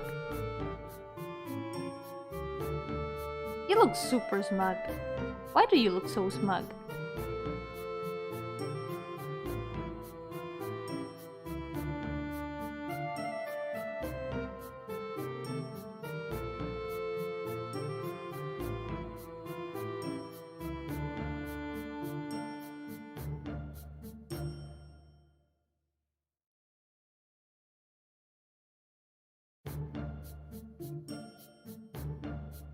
Now, I'm gonna take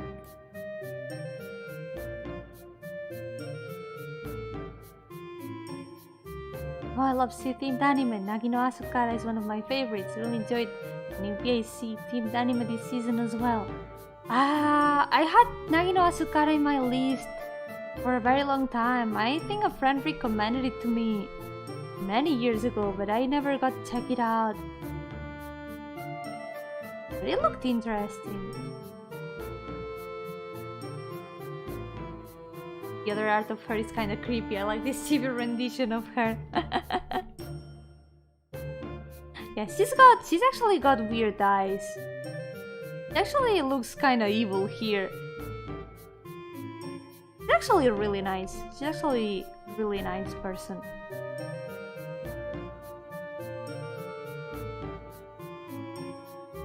I just have a weakness for smug characters. I always end up drawing really smug characters. It's my fault. If you like sea-themed stuff, you should definitely watch Nagiasu. The problem I have right now is that I've had so few energy to watch anime, but I really want to. I really want to watch it at some point. I'm gonna take note. I'm gonna take note.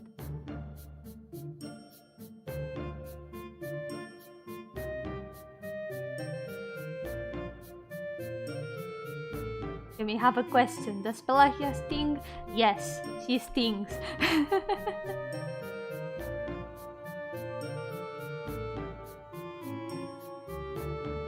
But she's not like the actual jellyfish. Like only the tentacles sting in her case.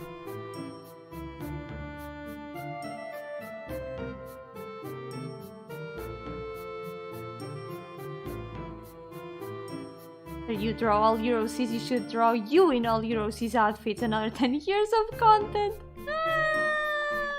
Why would you do that to me?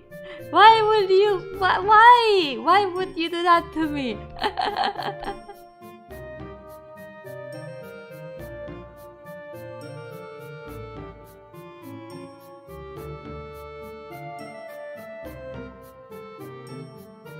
Alice, are you doing good?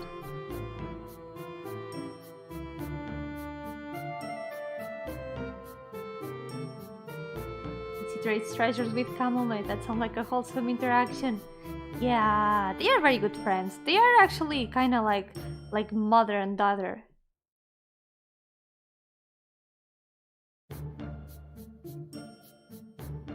I like them both a lot.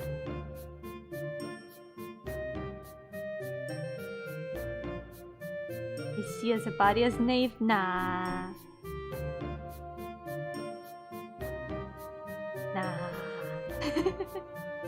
No, Pelagia is good. Pelagia is good.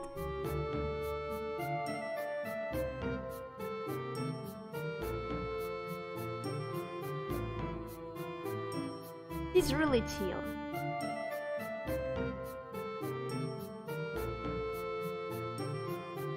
And she lives in a glass dome at the bottom of the sea.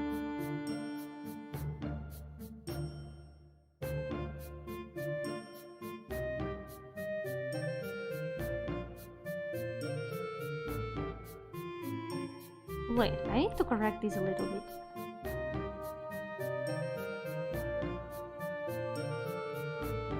Some of these outfits are really cute. I would like to wear some of them, I gotta say. For example, Pelagia's outfit, that would be awesome. I would love to wear this.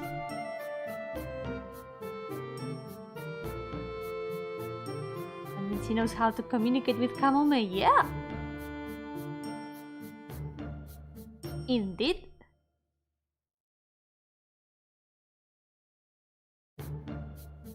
We understand each other very well.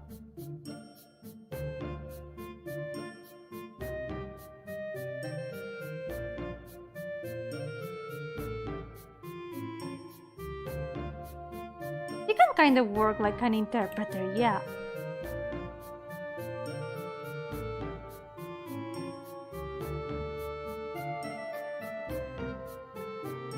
It's like she can understand her very naturally.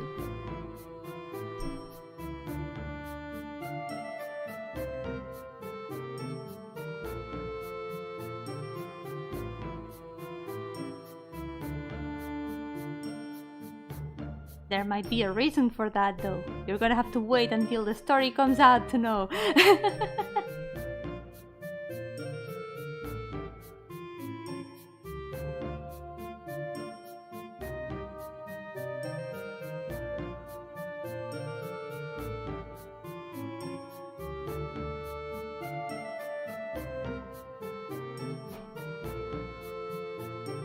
Oh, no problem, table meal. Thank you so much for coming. Have a good night too. Yay.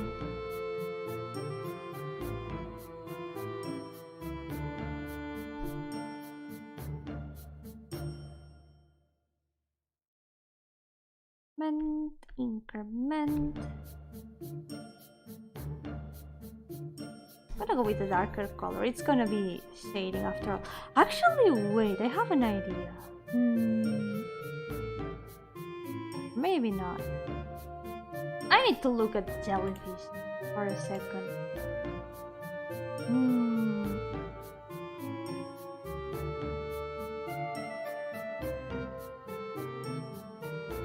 I think that to make her design a little bit more interesting, maybe I could add another color.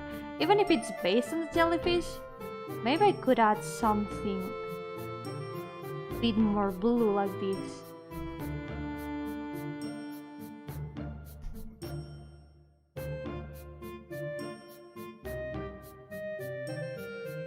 That can be interesting.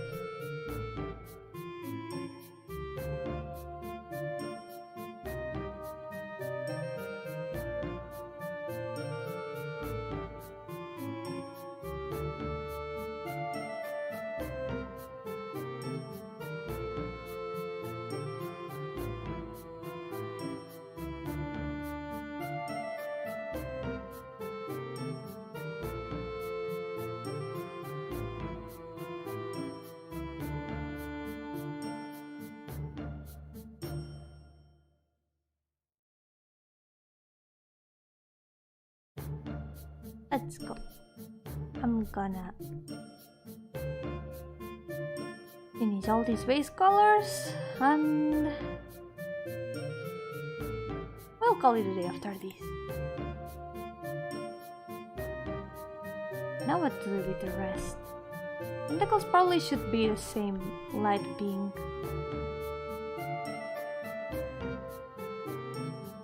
I wanted to add the other one somewhere. Probably in the hat or something, but I feel like there's already a lot going on in the design. It's a bit hard to put them anywhere.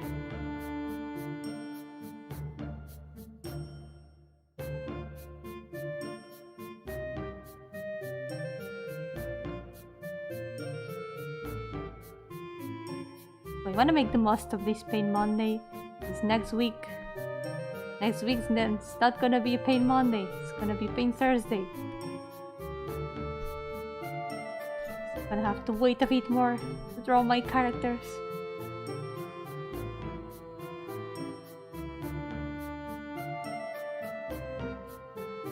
Let's go.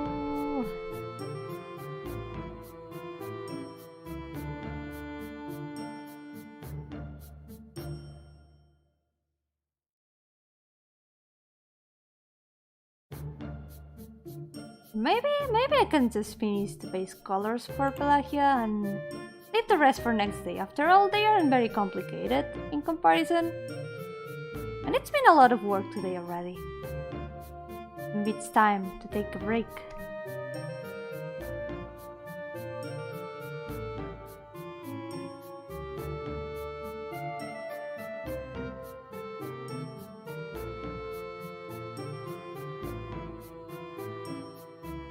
Actually, wait, I can still add transparency. What I'm gonna do, I'm gonna paint this part,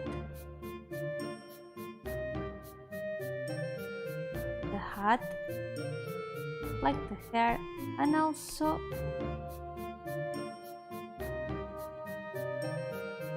this other part with this pink,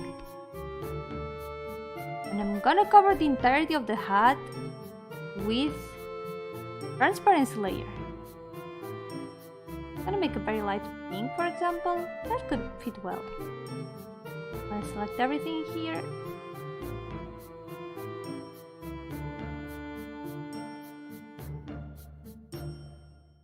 Then paint it like this. Lower the opacity. Good. It's a jellyfish, so she's gotta have opacity, gotta have transparency. And actually I can do the same with the tentacles actually. Yeah, I could do that.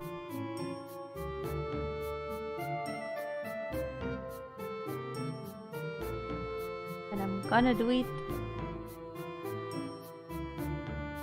gradient instead.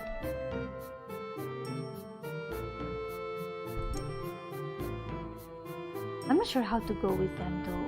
That could be a bit more difficult.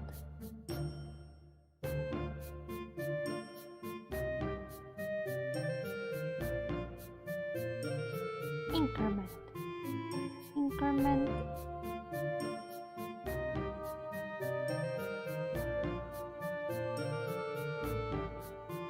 Oh, I know what to do. I know what to do. I know what to do.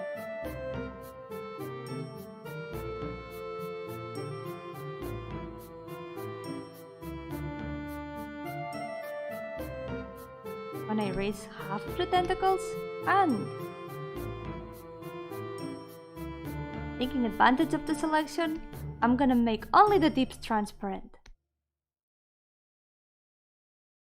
Ta-da! Nice! I love how this looks. I love how this looks now. Yay! Yeah, these art programs, they've got really cool stuff. And this part,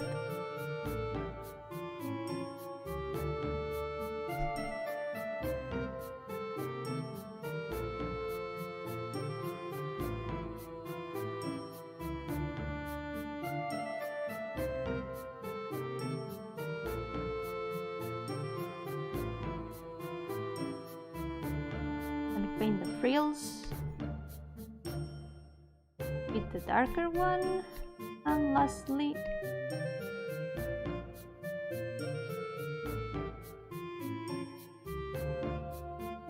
inner part with this blue purple color.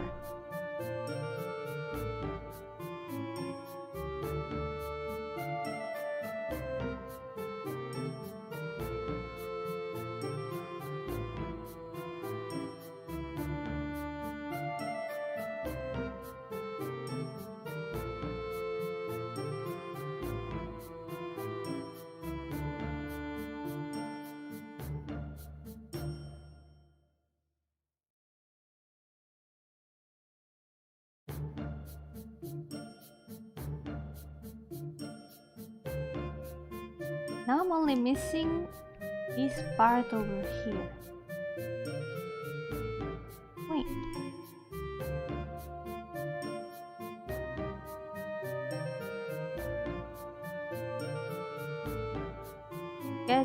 I guess I only have to paint the part of the sleeve, but I'm actually gonna add some more frills here, kind of like what I have here, kind of like how my sleeves work. Gonna add some frills here. Wait.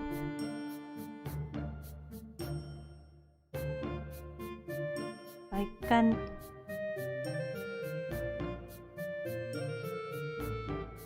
free the shoulders.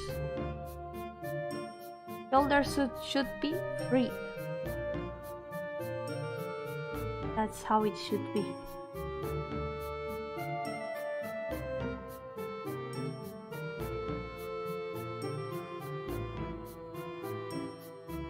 There we go, she's done. She's done for now. Base color's done. So yeah, I think I'm gonna call it a day for today. Gonna leave the other two for next day, because they have designs with less colors. They are kind of simpler. So yeah, I don't think it's gonna take much. Frills are pain also, let's add more frills. Part of me knows they are pain, but another part of me really likes frills. So I'm like, yes, more frills. There's never enough frills. Never enough frills, especially in jellyfish. So, that will be all for today. Ta-da! There they are. 4 more characters have been finished today. Rejoice. That means I'm gonna have to do some more calculations and see how long it's gonna take. That's what I usually do every time, to kind of try to reassure myself that this isn't gonna take forever. But yeah, +4 done, +1 new OC. We're catching up. We're slowly catching up, right? We are slowly catching up. Next day, gonna finish the base colors for these two, and probably what I'm gonna do instead is gonna be making the line arts for these 4, and maybe sketching the next ones. Maybe I'm gonna sketch the next characters, so we can kinda keep progressing bit by bit. So lastly, save check. One last save check. So, tomorrow, speaking of jellyfish, tomorrow I'm gonna be rolling for Jellyfish Lady Genshin Impact, yes. Tomorrow the Genshin banner is gonna change and Kokomi is being released. So I'm probably gonna be rolling for her. Gonna be doing some quests as well. I've got a lot of quests that I have been ignoring, especially character quests, so there's gonna be some interesting story to see. I'm probably not gonna be doing any of the newest ones, so I doubt it's gonna be spoiler for a lot of people. We'll see. I still don't know what story I'm gonna do. So I'll decide tomorrow. Gonna be something for future Yomi to decide. But yeah, I'm excited for the gacha. I've been saving up quite a lot. I don't know what's gonna happen. Maybe I will not get her, but we'll see. There's still hope, right? There's still hope. There's always hope. So, yeah, this will be all for today. Thank you all so much for coming. Muchas gracias por venir hoy. Pues, ya, mañana como va a salir Kokomi en Genshin, voy a rolear por ella a ver si sale, a ver si hay suerte. Y se aparece con sus medusitas. A ver qué ocurre. Seguramente también haré algunas misiones que tengo muy atrasadas desde hace la tira de tiempo. Ya decidiré mañana cuál, porque ahora mismo ni me acuerdo cuáles tengo pendientes, ni... Bueno, sí, me acuerdo de algunas que tengo pendientes, pero bueno, ya lo decidiré mañana porque no hay prisa alguna. There's no hurry in deciding which quest I'm gonna do. Yeah. So, muchas gracias hoy por venir. Muchas gracias por venir hoy. Así que, por ahora, cuidaos mucho y nos vemos a la próxima.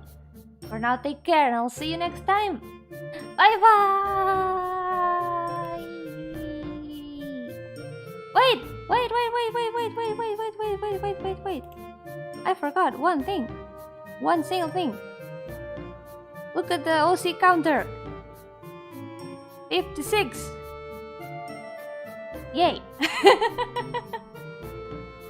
Completed 56 out of 438. Good. Anyways, that's it for now. Now for real. Bye bye.